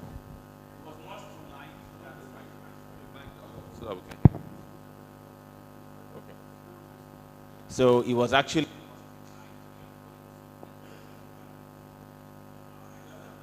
just approved, okay? And I just clicked on it, I just pressed a few things on the app, and then I signed the agreement on the app, right? And the whole thing just worked. They told me the interest rate. The interest rate was about 1 point something, between 0.9% and 1 point something percent a month. And the whole thing was in less than 1 minute or 1.5 minutes. The whole thing was done, and it's revolving as well, and I didn't even apply. So can you see, it's really important that you say these things for everybody in the room to hear. So can you guys see that it is possible to access borrowing if you qualify within, 2 minutes? And these things are happening here in Lagos with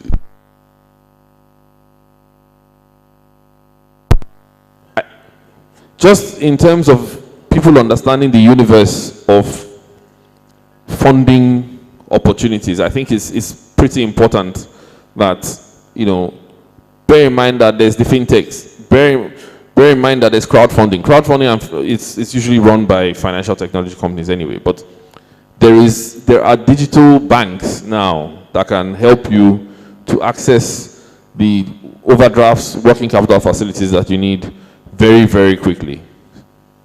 Please, go ahead. Good afternoon. Just to buttress what he said, is that fast when you're taking something like 50,000, like he said? But as business people, maybe you're looking at borrowing millions. I'm sure that we all are aware of a lot of fintech companies in Nigeria, for instance, who provide these services, and like he said, they are faster than the banks. Most of them, if it's transaction based, then they are going to have, they're willing to have those conversations. Their rates are higher than what the banks will typically do. Some go as high as 4% per month, 5% per month. But if you have a business or a transaction that can take those kind of fees, there are a lot of them that will be willing to have conversation. But they look at the viability of your transaction first. So they are lending based on those transactions and not on the lifestyle, if that helps. No, I think that's extremely valuable and you know, something that I think we should all take note of and, you know, leverage, use for our businesses. I think this is a good time for me to pause and maybe address the elephant in the room called the Pan-African Payments and Settlement System, as well as the rest of the Africa Trade Gateway. So I'll invite my colleague. Well, he's not here.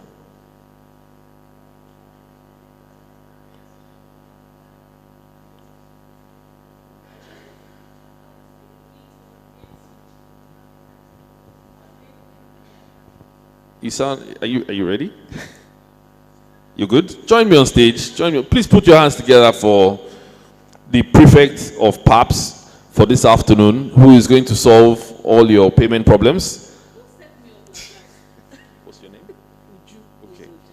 Okay, so Uju Uzojinaka will talk us through the Africa Trade Gateway, which comprises various digital assets, including the Pan-African Payments and Settlement System. So she'll be able to take more practical and operational questions, and then I will come back on stage to wrap up. So can we please put our hands together for Miss Uju? Maybe you should stand behind me for moral support. My name is Uju Uzojinaka. I actually run a company called Traders of Africa, TOFA. And TOFA is the local partner with Afrexim on ATEX onboarding. And so let's talk a little bit about the ATG, but dwell more on ATEX, which is what we are partnering with Afrexim on. So the ATG is the African Trade Gateway. Let me break it down. For years now, we've been inundated with policies and everything about AFTA. You know, as LCCI members, I know severally we've had this kind of seminars talking about AFTA, the protocols, and all of that.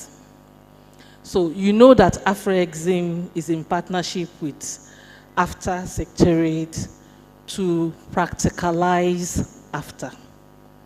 So I'm not saying that all those capability trainings that Afrexim has been investing in and will stop, no. But this part of this sector is the part that practicalizes all of the things we have been learning. So it is now time for us to start walking the talk of AFTA. And what is AFTA saying? Creating that one single market for Africa, ensuring that Africa is able to trade amongst itself, as well as, of course, with the world. So, you know, Asia trades 65% within itself. Africa, we're doing barely 15%. And so Afrexim, through the African Trade Gateway, is set to change that. And one of the ways, there are several sectors under the Africa Trade Gateway, including PAPS. And just to answer your question, PAPS is live. The PAPS card was launched in June in Abuja. I got an email from Zenith Bank 3 days ago that they are live with PAPS. Please ask your bank. Afrexim is in partnership with all the banks in Nigeria, most of them, at least most of the big ones. They have one trade partnership with them or the other. Ask them if they are accepting PAPS and work with them on what to do to be able to receive money through PAPS or send out money through PAPS. We also have MANSA. I'm sure a lot of us has been onboarded on MANSA, which is like the yellow pages, where everybody is, people can go check you out and all of that. Okay, we have the Trader Club, we have the trade links and all that. I want to dwell more on ATEX, which is the African Trade Exchange. This is the digital platform for AFTA.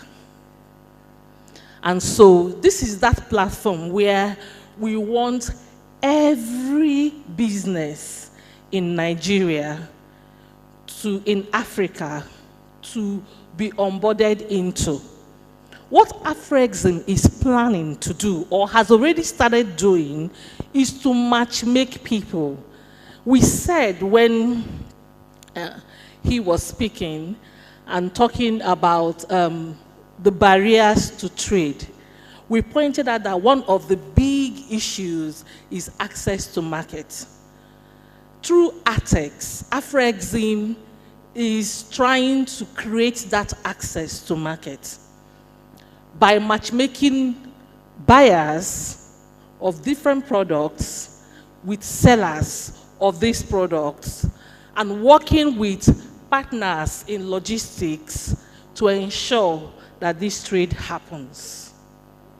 So this is AFTA. This is walking the talk of AFTA. And we have been appointed as the regional partner for Nigeria and Ghana to ensure that we onboard businesses like you on that platform and work with you when transactions happen or when orders come. We have people on the platform who are in Mozambique, in different African countries, also onboarding and bringing requests of products that they need or products that they have. So Afrexim through ATEX unit is putting together this, connecting people and ensuring they are able to trade. That's the hand-holding. And that's what AFTA is. We believe that if we do this in the first instance, and people are able to do that trade, and then others can on their own meet themselves and ensure that this goal of having one single market of people in Africa trading with themselves will happen. What I would like to enjoin all of us is to be a bit patient.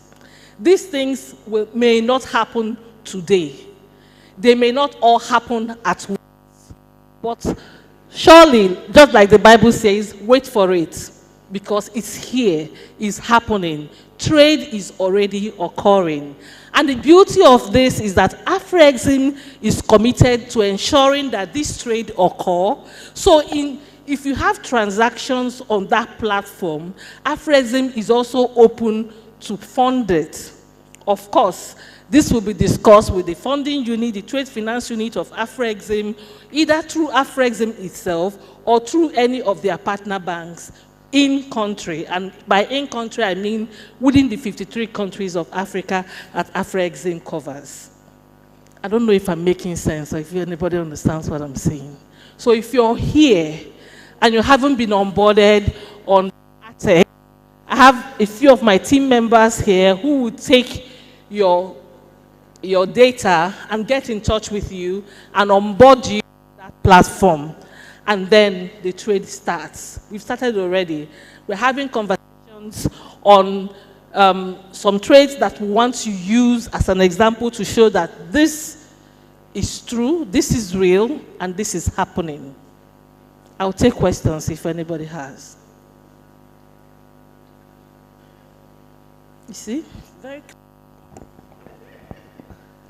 No question. Oh.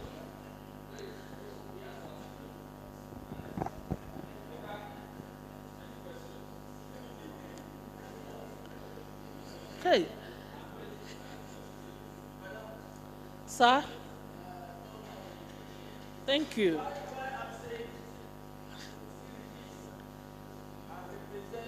West Africa cross-border trade. And we are in 17 countries, 15 ECOWAS, not 15 West Africa.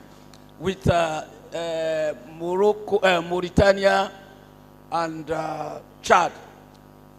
Last 2 weeks ago, one of my boss, that is Pondering, you know that big company, Pondering something. They want to export good to Chad. And I call, how do you call them? First Bank. I say, we want to do official export. Oh yeah, they say the document, CBN, they are making some arrangement. So making arrangement since last year. So whatever you can present here, I will just listen. For me, I will give you my card. If you know that you are ready, by next week, I will tell my people we are going to export officially. That one is not go talking. I will give you my card. Thank you, sir. It's people like you that we've been waiting for. So we need, that's what we need to do. No, we are now, like I said, we are in the era of work. The people that will continue to do the training and capacity, thank you. The people that will continue to do the capacity building will continue because it never stops. I mean, the people that are ready to trade now, we take them and we start the trade. Oga, I am stuck with you because this is my mandate with Afrexim to onboard you and to ensure that you're able to trade. So it's happening. The ball is now in your court, not even giving me card. Once I come down from this stage now, me and you will sit down. I need to know what you're selling, who is buying, and how I can help you make it happen. That's my work. Go ahead, please. Quick one. Hello. Hi. Concerning ATEX, I think I've been onboarded by Oakwood, but I still can't log in till today. I'll take that after. Sorry, I couldn't quite figure out the name of the platform. Is it Athens or? ATEX, ATEX, African Trade Exchange. Okay. That's ATEX, yes. But I have some of my team members here. If you haven't been onboarded, they will take your details and they will get you on board. Okay, Esther is behind you. She will sort you out.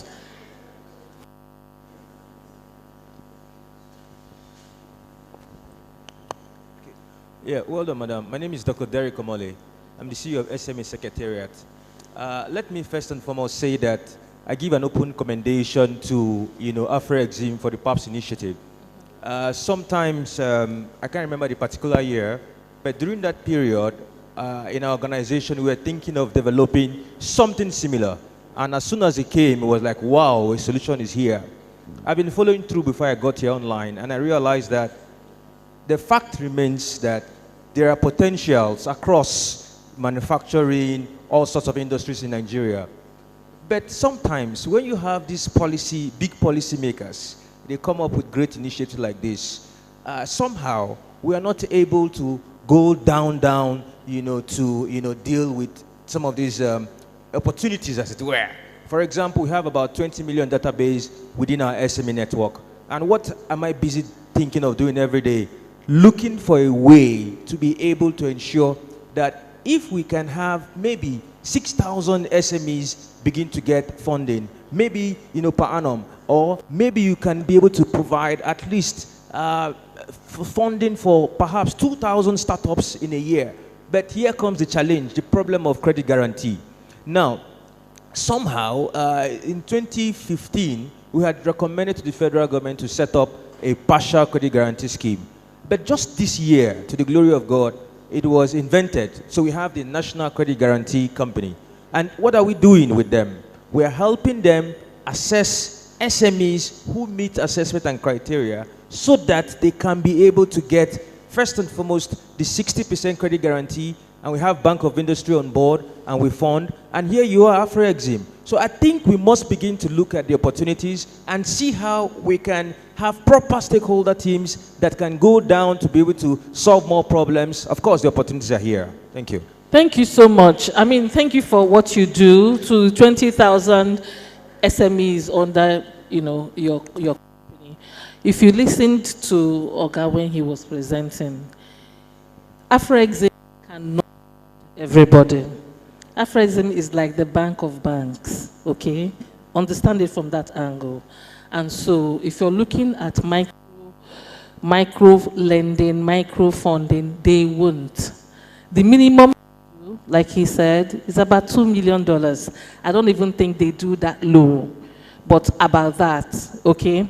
And so if what you're looking for is something in that region, and you think you want to partner with them in terms of perhaps, you can do, a write-up on what you think that you require from them and submit. And if it falls into what Afrexim will do, because they are very vested into assisting and making sure that trade, because that's their goal, trade is occurring.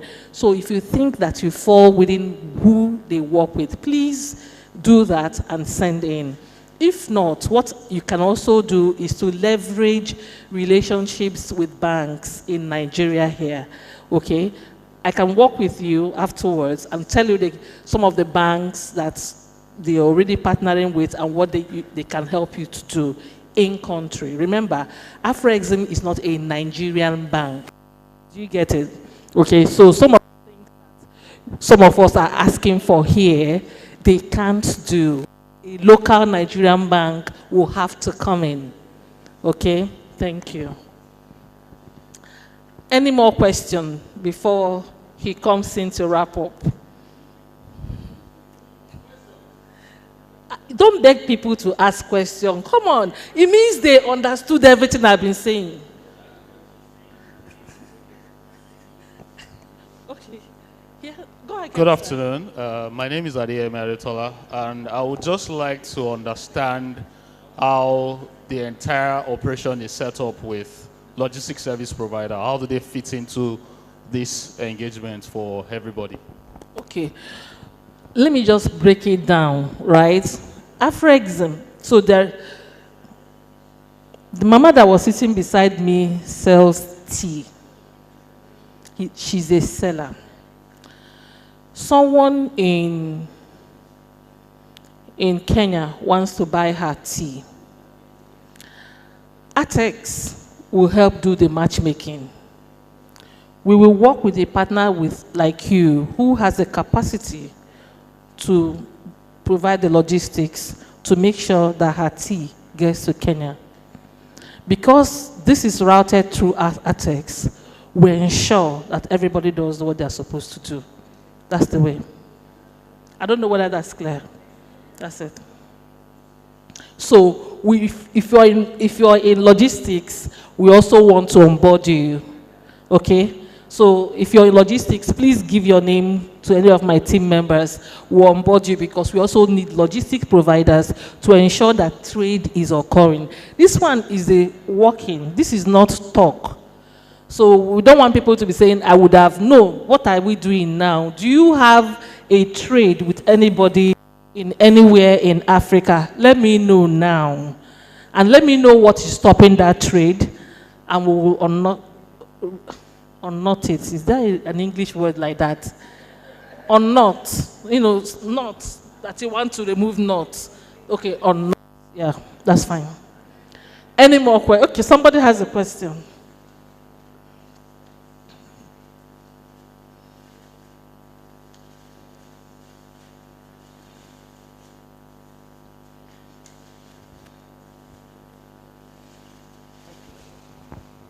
I'm Sherifa Doladuni. I grow mushrooms, like my product, fresh one. You can hear me. Can you hear me now? Yes. Good. I said I'm Sherifa Doladuni, CEO of Agro-Yield Limited, Associate Agro-Yield Limited. I grow mushrooms and also value addition, mushroom value additions.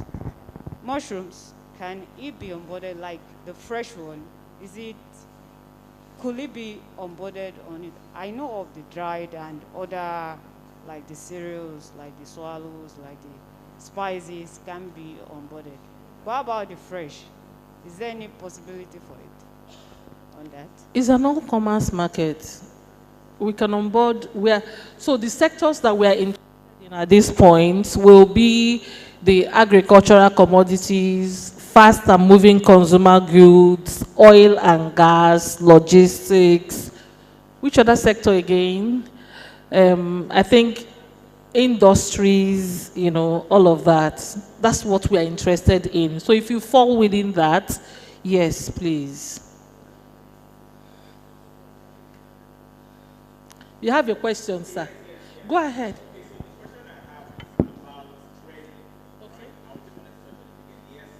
Training. Trading. Okay. Training for new exporters. Training.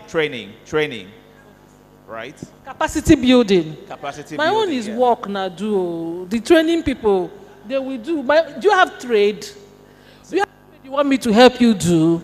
The training, there are some people, the Afrexim team will discuss training with you. Okay. With me, is a trade. Okay. So if you want to trade, talk to me. Okay. Thank you. I get it. Thank you.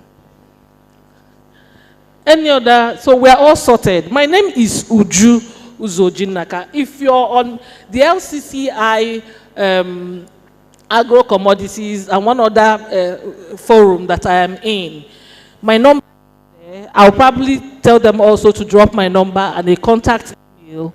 Please reach out to me if you are interested in cross-border trading or already doing it, need help, or any question you want to ask as regards ATG. I am Afrexim Bank's regional partner for Nigeria and Ghana. My name remains Uju Uzojinaka. I am the founder CEO of Traders of Africa, TOFA. Thank you.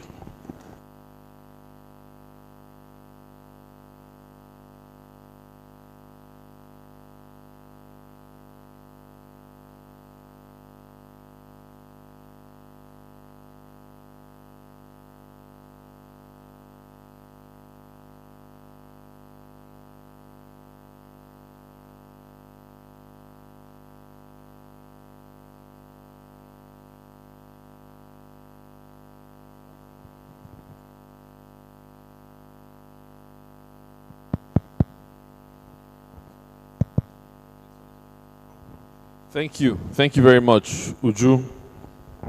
So, hopefully, that has shed some light on the Africa Trade Gateway and the various pieces of architecture inside of it, and how those things will help you to trade and navigate the non-tariff barriers that have been in the way in terms of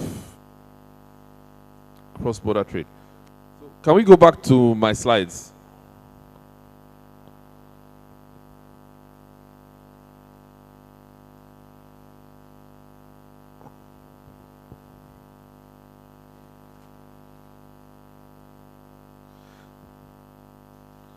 So before I wrap up, I just want to reinforce a few things, ladies and gentlemen. Our principal objective today is to help you to see how you can access funding to support your export activity. That is the heart of today's discussion. Now, export readiness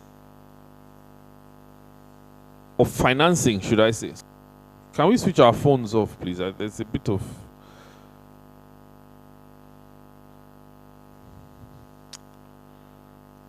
With regards to accessing funding for export, there are certain things that you absolutely have to do if you want funders to look favorably on your funding request, whether that funding request is from a bank or from an investor. I think the first thing that everybody needs to have is a business plan. Now, if you are a new business, that's even more important because you're not going to be able to convince anybody to give you money if you don't have a clear business plan. So it's critical that you yourself... Can we have one meeting, please? Ladies and gentlemen, please.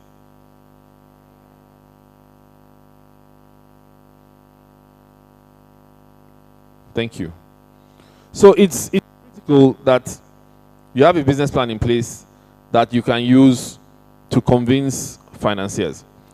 Now, some people would say, if the business is already running, if the business is already somewhat mature, then maybe a business plan is not as important. I personally disagree. I think that even if your business is mature, even if it's already up and running, everybody needs to have a sense of where they are going, right? Over the medium to long term. Everybody needs to have a sense of what they're going to do over the next 3 years, what their plan is over the next 5 years. So planning, in my view, is critical, regardless of where you are in the life cycle or the growth stage of a business. Critical. Personally, I won't finance anybody who didn't have a plan, who could not articulate their medium to long-term plan. So, critical. The second document I like to highlight is the pitch deck. Now, a pitch deck is slightly different from a business plan. What a pitch deck is a document that you take mainly to investors, so people you are trying to raise equity from, to convince them very quickly that you understand the opportunity that is before you, and give them, convince them that they should invest, right?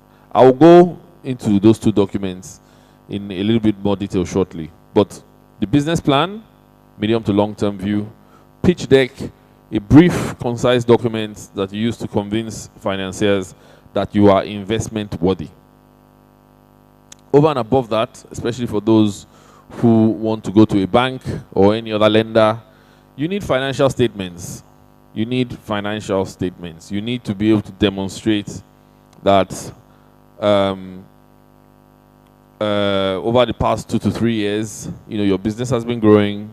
There's some profitability, even if it's not necessarily profitable, but you want to be able to demonstrate growth and expansion. You want to be able to convince the lender that this is a going concern that is going to be around and it is worth their support.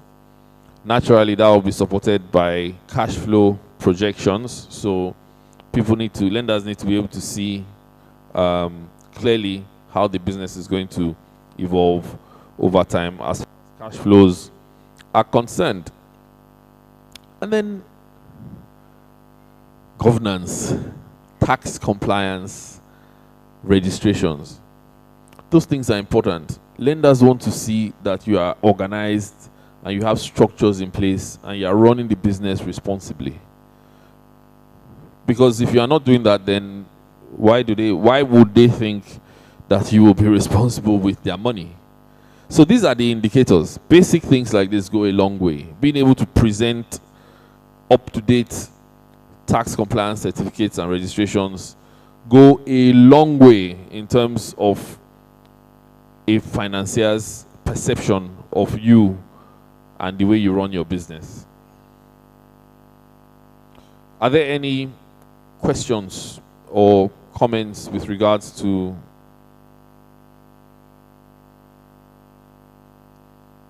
these documents? Good. Otherwise, I will just close with some tips on what to think about when you develop these documents, which are critical to raising financing. On the side of a business plan can be quite an elaborate document. It can run into dozens of pages. A lot of lenders, financiers do not have time to go into those things in detail. So the first thing you want in your business plan is an executive summary, something that summarizes what you are asking for. It should say what your business is, why you need to borrow, or why you need investment, and what you will be using the money for. Executive summary, not more than 1 or 2 pages. Make sure that it is written properly. No errors, no grammatical errors. There's attention to detail is critical, right? Attention to detail tells a financier how careful, how cautious, how present you are in the way you run your business. So, you know, it should be well presented, it should be well written, and it should get to the point very quickly. Now, inside of the business plan, you want to be able to demonstrate that you've done the right research. You want to be able to demonstrate that you have done the right research, so you know how big the market that you are targeting is, you know which exact customer groups you are targeting. A perfect example of this is the word SME, which we all use all day, every day, right? So somebody comes to me and says they have a solution for SMEs, or they have a product that they want to sell to SMEs. That means absolutely nothing. Why? Because SMEs, the spectrum of SMEs is so broad, is so wide, and it varies wildly from country to country, from sector to sector. So no, don't come and tell me that you have a solution for SMEs or you have a product for SMEs. What I want to hear is that SMEs who are in the agribusiness sector in Nigeria have a specific requirement.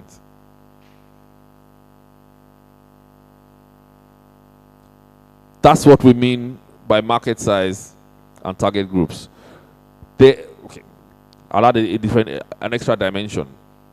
There are 15 million SMEs in Nigeria in the agribusiness sector that have a certain problem.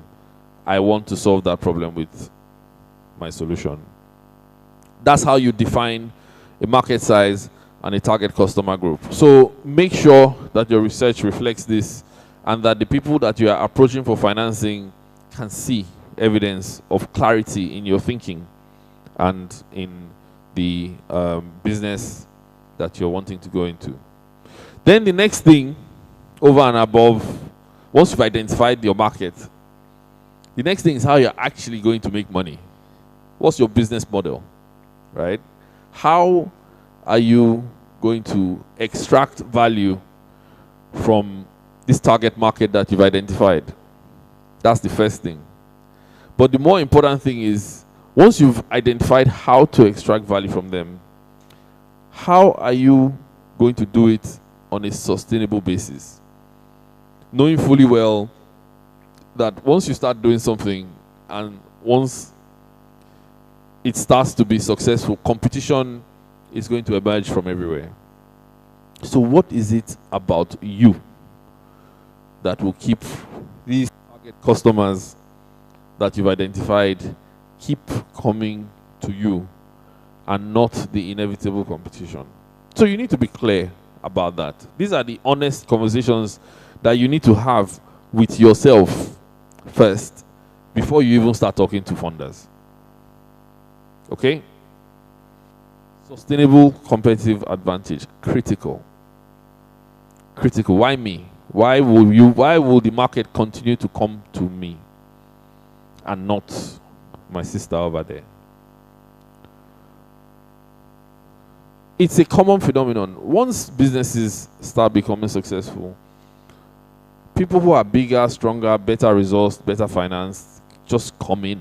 They jump in and they kick you out of the market. So you need to be clear how you are going to defend your position should that happen.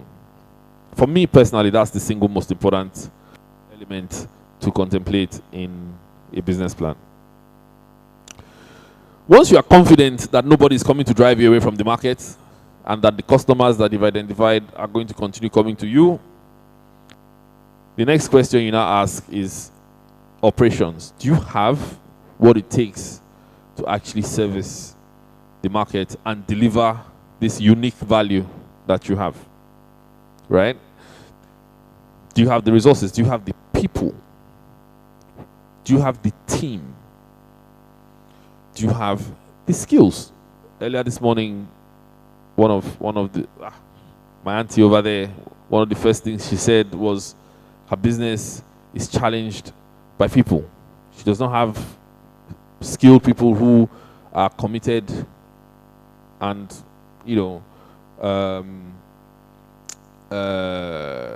willing to stay the course with her, right? So you have to ask yourself that question. Even if number 2 and 3 are comfortable for you, can you deliver on the operational side, right? And if you are, you know, if there are any gaps there, how are you going to fill those gaps? I cannot emphasize the leadership enough. So on the people side, skills is one thing. So skills, people who are going to do the job for you day to day are critical. But, you know, in terms of the leadership of the organization, do you have people who you can trust? Do you have people who you can delegate decisions to? Do you have people who can stand in for you? You know, can the business run itself in your absence because there's strong people around in your leadership team? And does the leadership team get along? You'll be surprised at how many times we've seen in growing businesses 2 or 3 smart people come together as founders, right? They probably went to some school together, all equally educated, all equally exposed, and so on and so forth. But personalities clash. And because of personality clash, they can't move the business forward. I'll give you a real life example. A few weeks ago, at the Intra-Africa Trade Fair in Algiers, we ran a competition, a hackathon, right? Essentially, we invited young, smart people. We said to them, come up with your solutions.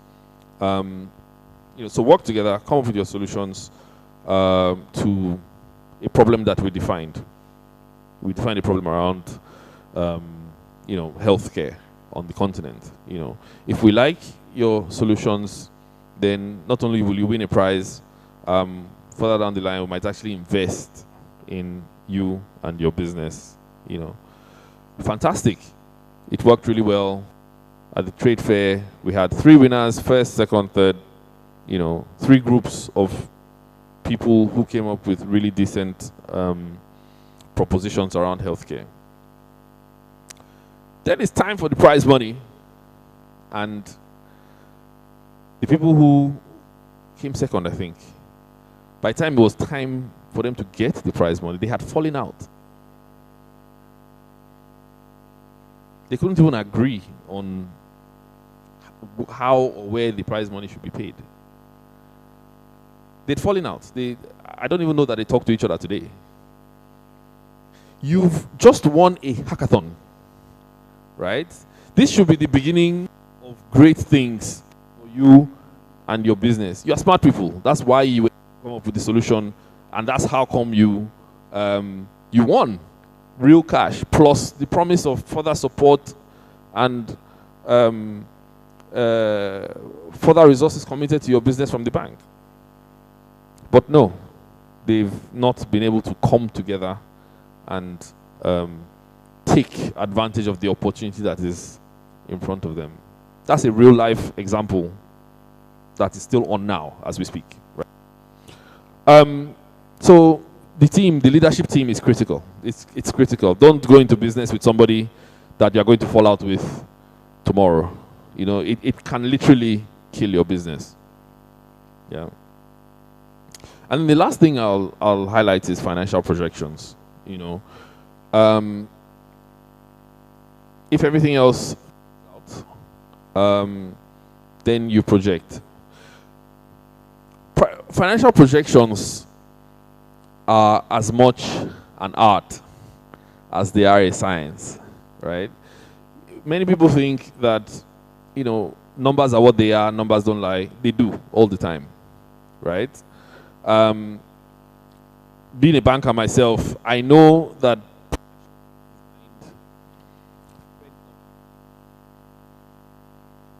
projections are designed the perspective, you know, I want to take, right? So if I'm selling a business, for example, then it's in my interest to inflate the projections and make things look more rosy than they really are, right? If I'm buying a business, the opposite is the case. So if I'm trying to buy something from you, it's in my interest to deflate the projections to make things look as blurred and as bleak as possible, because I want to pay less for the business.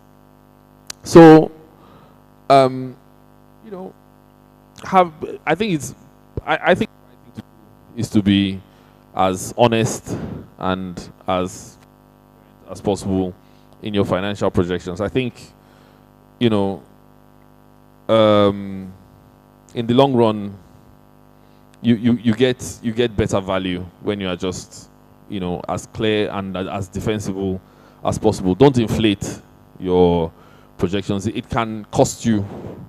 It can cost you an investor. You know, if you seem to be dishonest or if you be over optimistic, then you just come across as somebody who is not grounded and somebody who is not in touch with reality. So avoid the temptation to inflate your projections. Keep them honest, keep them realistic, keep them defensible, and you are more likely to be able to raise the money that you are hoping to raise. Any questions on the business plan? Comments? Ideas?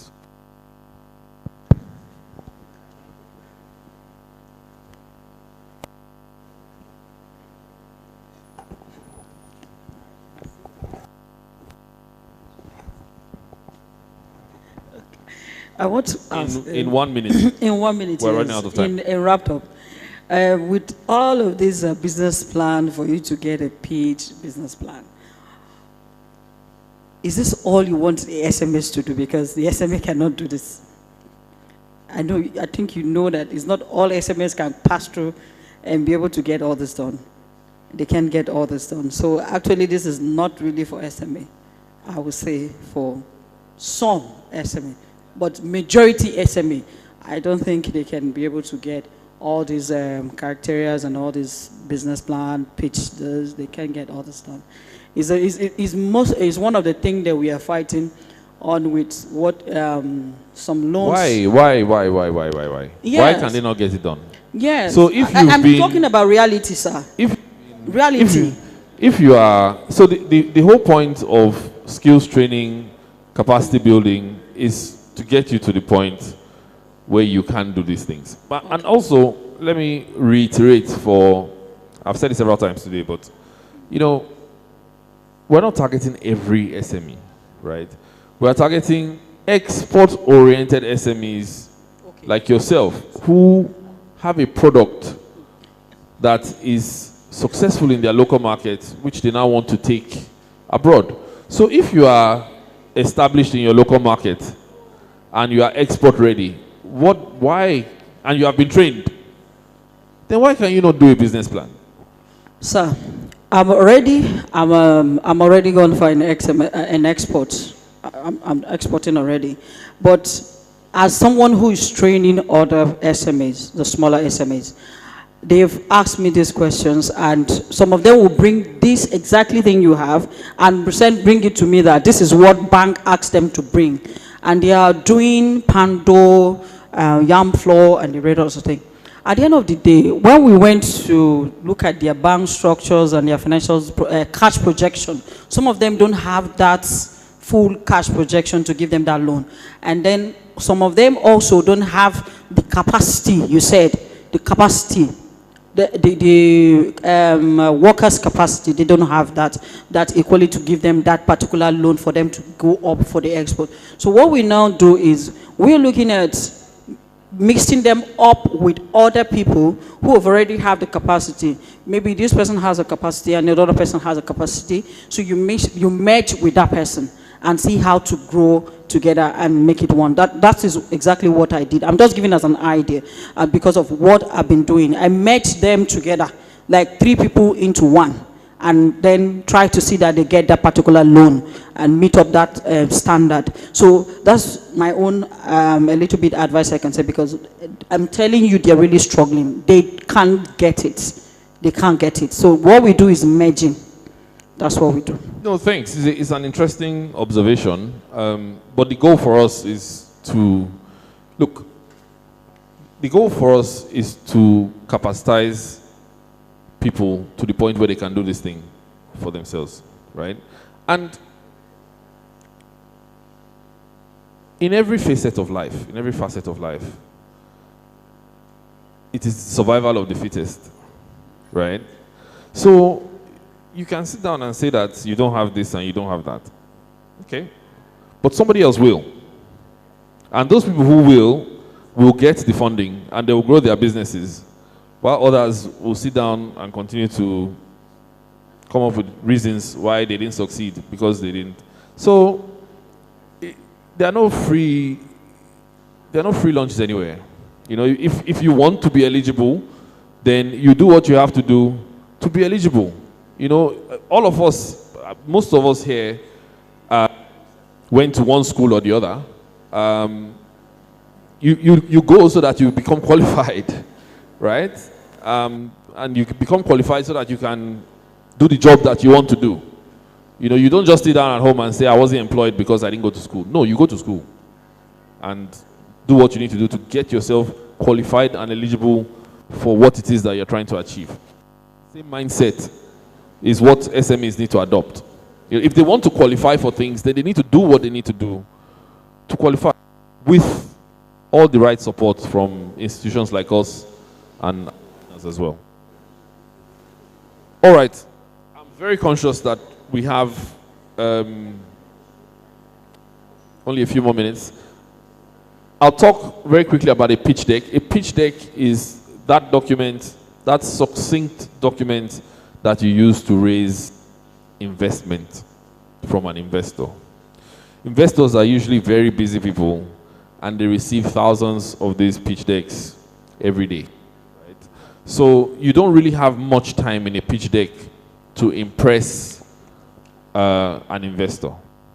So you want the document to very quickly catch their attention so that they invite you for a meeting for further discussion or as the case may be.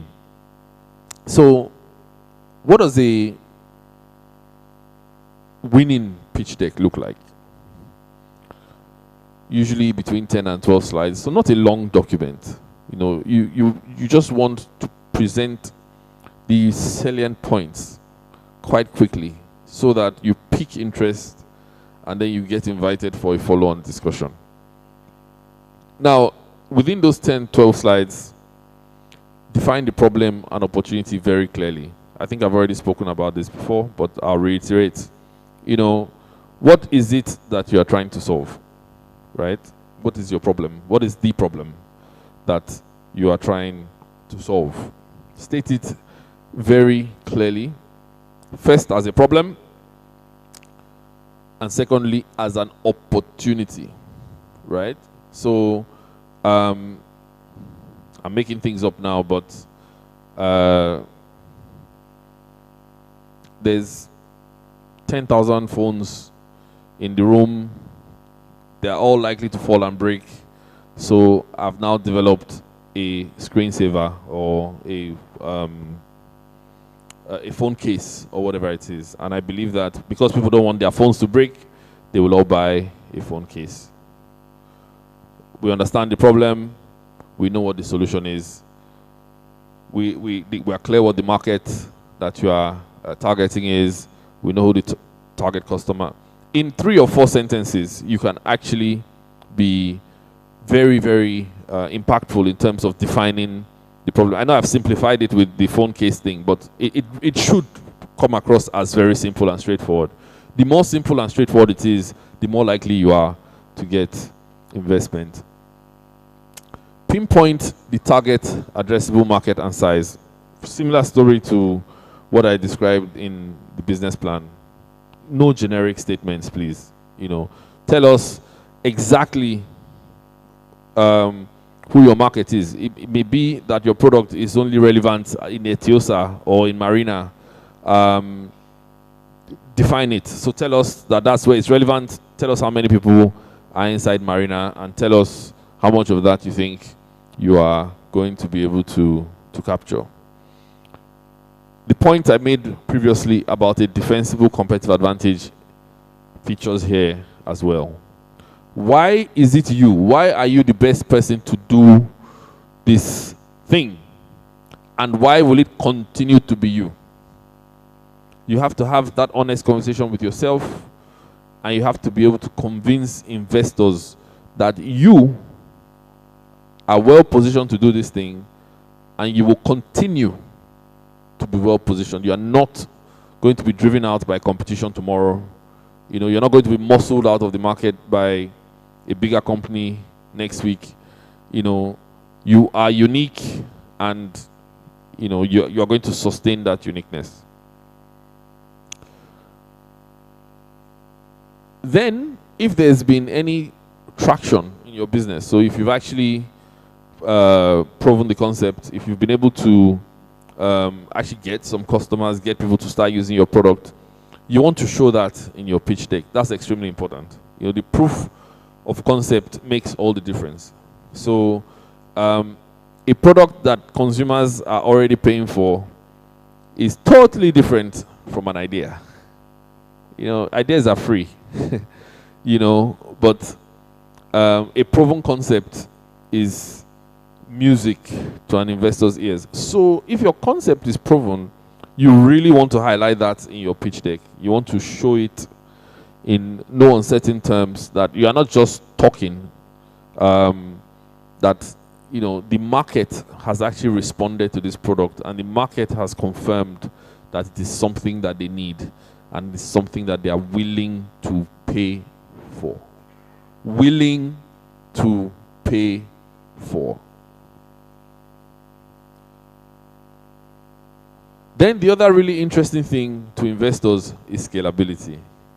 Everybody wants something that can be replicated, something that can, especially when we start talking about things like the AFCFTA, which is a market of 1.3 billion people, considered to be a $3.4 trillion opportunity.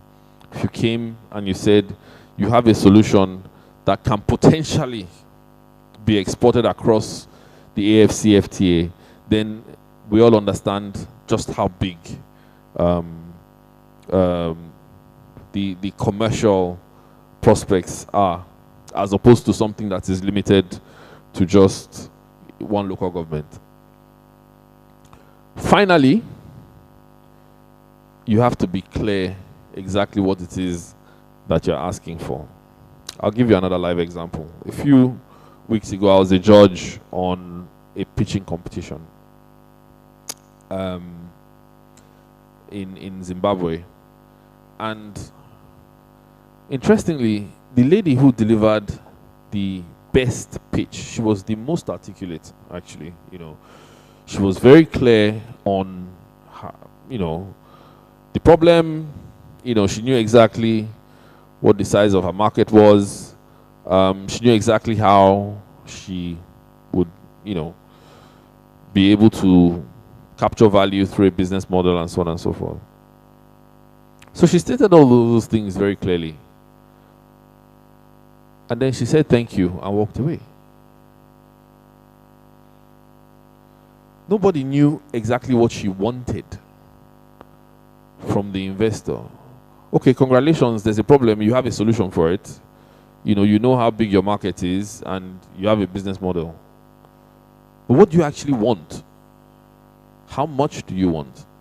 Is it just money? Is it mentorship?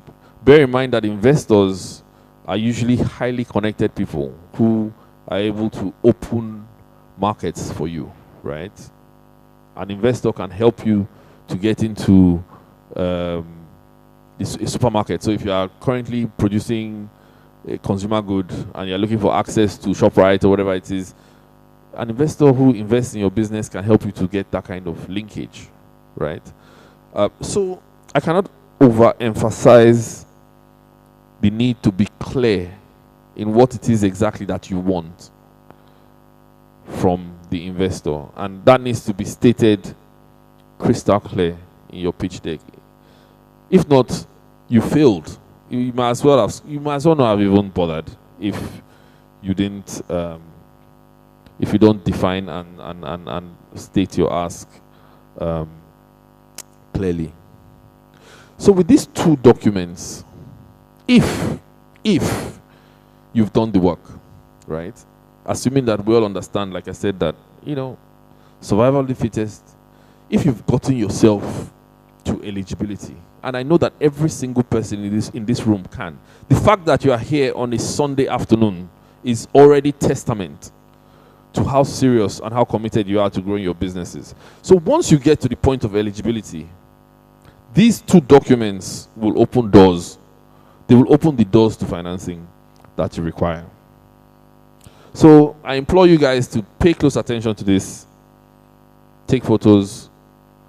I'm here for we have another 5 minutes. So ask any questions that you might have with regards to the business plan and the pitch deck. Because they are the documents that would unlock financing to you as Nigerian SMEs. Ladies and gentlemen, I thank you all for taking the time. I thank you for listening.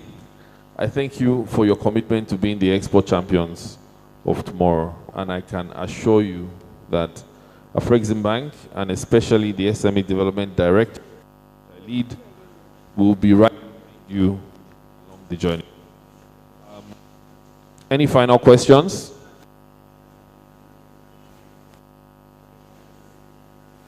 One last question.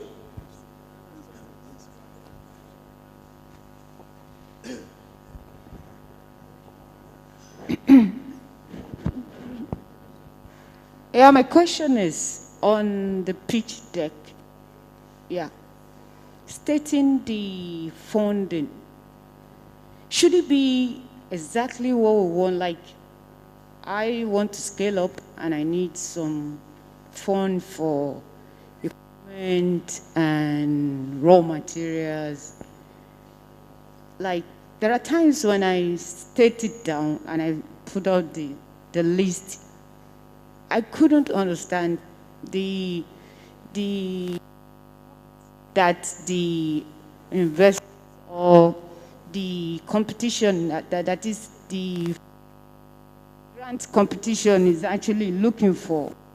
Like, how do I streamline it to, like, sometimes you have pitching competition for a particular amount, and what I need, the funding that I need for what I want is a bit higher than what they are presenting. Is it for me to streamline it to what they want us to pitch for? No. So thank you for your question. And you've invited me to make a point. I'll tell you what an ask should look like, right?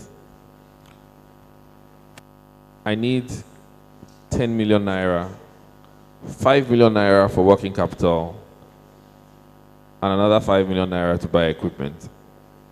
The equipment is required to help me meet the orders that I'm expecting to receive over the next 12 to 24 months.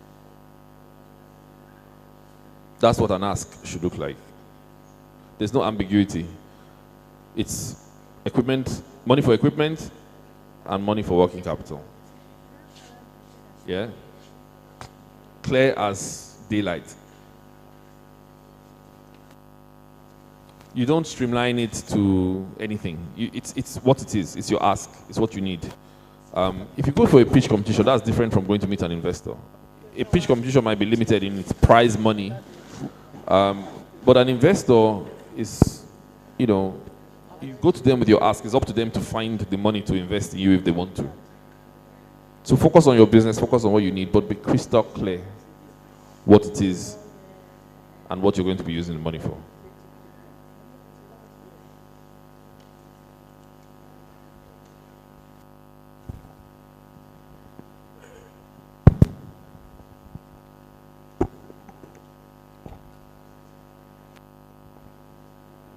One more question, and then, because it's past 4, so we need to close.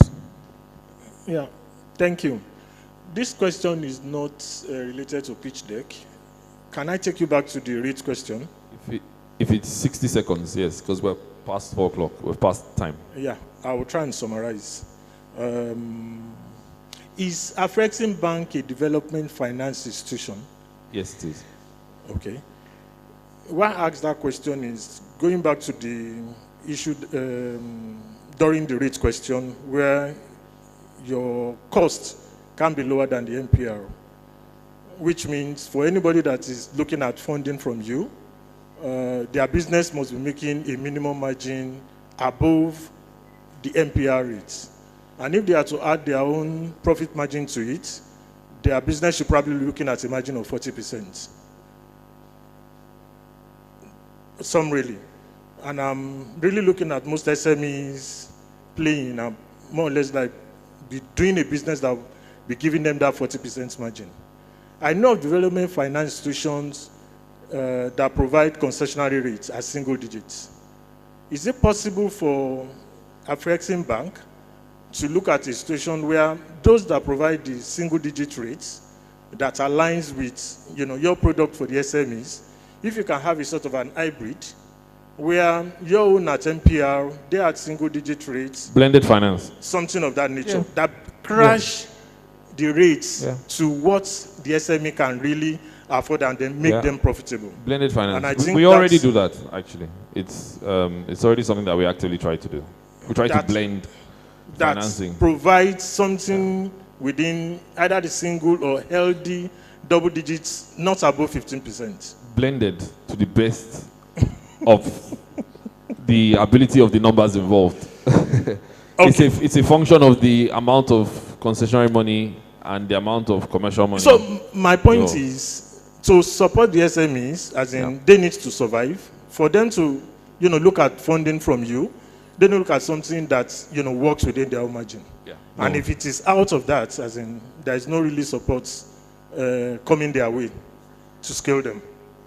We do got my point. Absolutely, absolutely. And it's something that we take very seriously. Bear in mind that we use these solutions across Africa. It's not just Nigeria. More, depending on which market, it's more likely to work than not. Now, if your NPR is 27%, then you are less likely to achieve it than in a country where the NPR is 15, for obvious reasons. So Nigeria is slightly disadvantaged because of the NPR rate. But we try. We continue to try. Final question. Final question. No, I think there was somebody else. Okay. I think you are. Please come forward because you started. And I remember you came forward. I think it's befitting that you close the session today. Please, ladies and gentlemen, let's have our hands together. Again. Thank you. Yes, just a little follow-up to what he has said. And while you were talking about it, I wanted to ask this. In fact, when I sat with her, one of the things she said is that some of us SMEs, we are overpriced.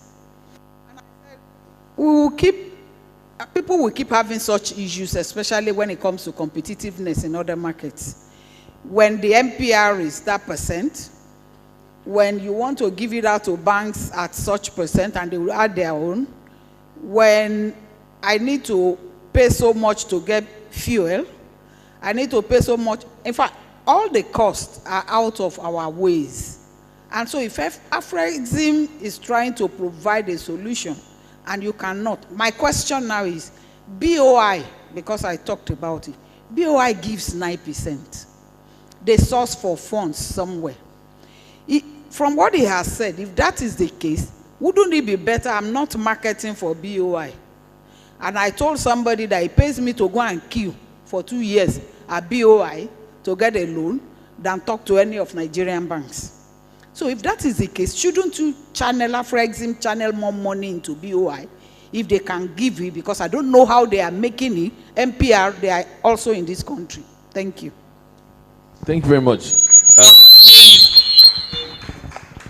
So, two things. The first one is that, let's not forget that BOI is a government funded institution. So, of course, they have access to subsidized funds in a way that we don't, because we raise our money from the capital markets, actually. So, but they're highly subsidized.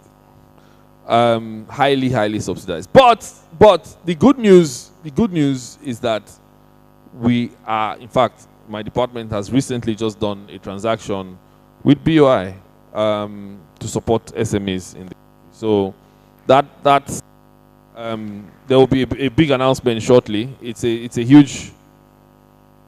large facility which is targeted people like yourselves, and you know, that partnership with BOI is very much alive. Ladies and gentlemen, thank you very much. I wish you all the very best for the rest of your Sunday. One last thing, can I just mention that there's going to be a survey. We will send out the survey to those of you who registered, just with regards to the to today's session. Please help us to fill the survey. It helps us, it gives us feedback so that, you know, we are able to do this and make it more effective.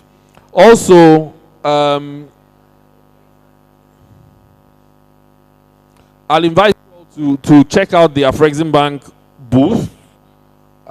If you have any additional questions about the bank and how we can support you. Somebody asked a question about eligibility criteria.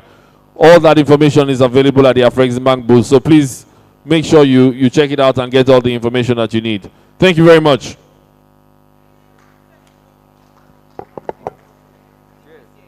Yes, sure.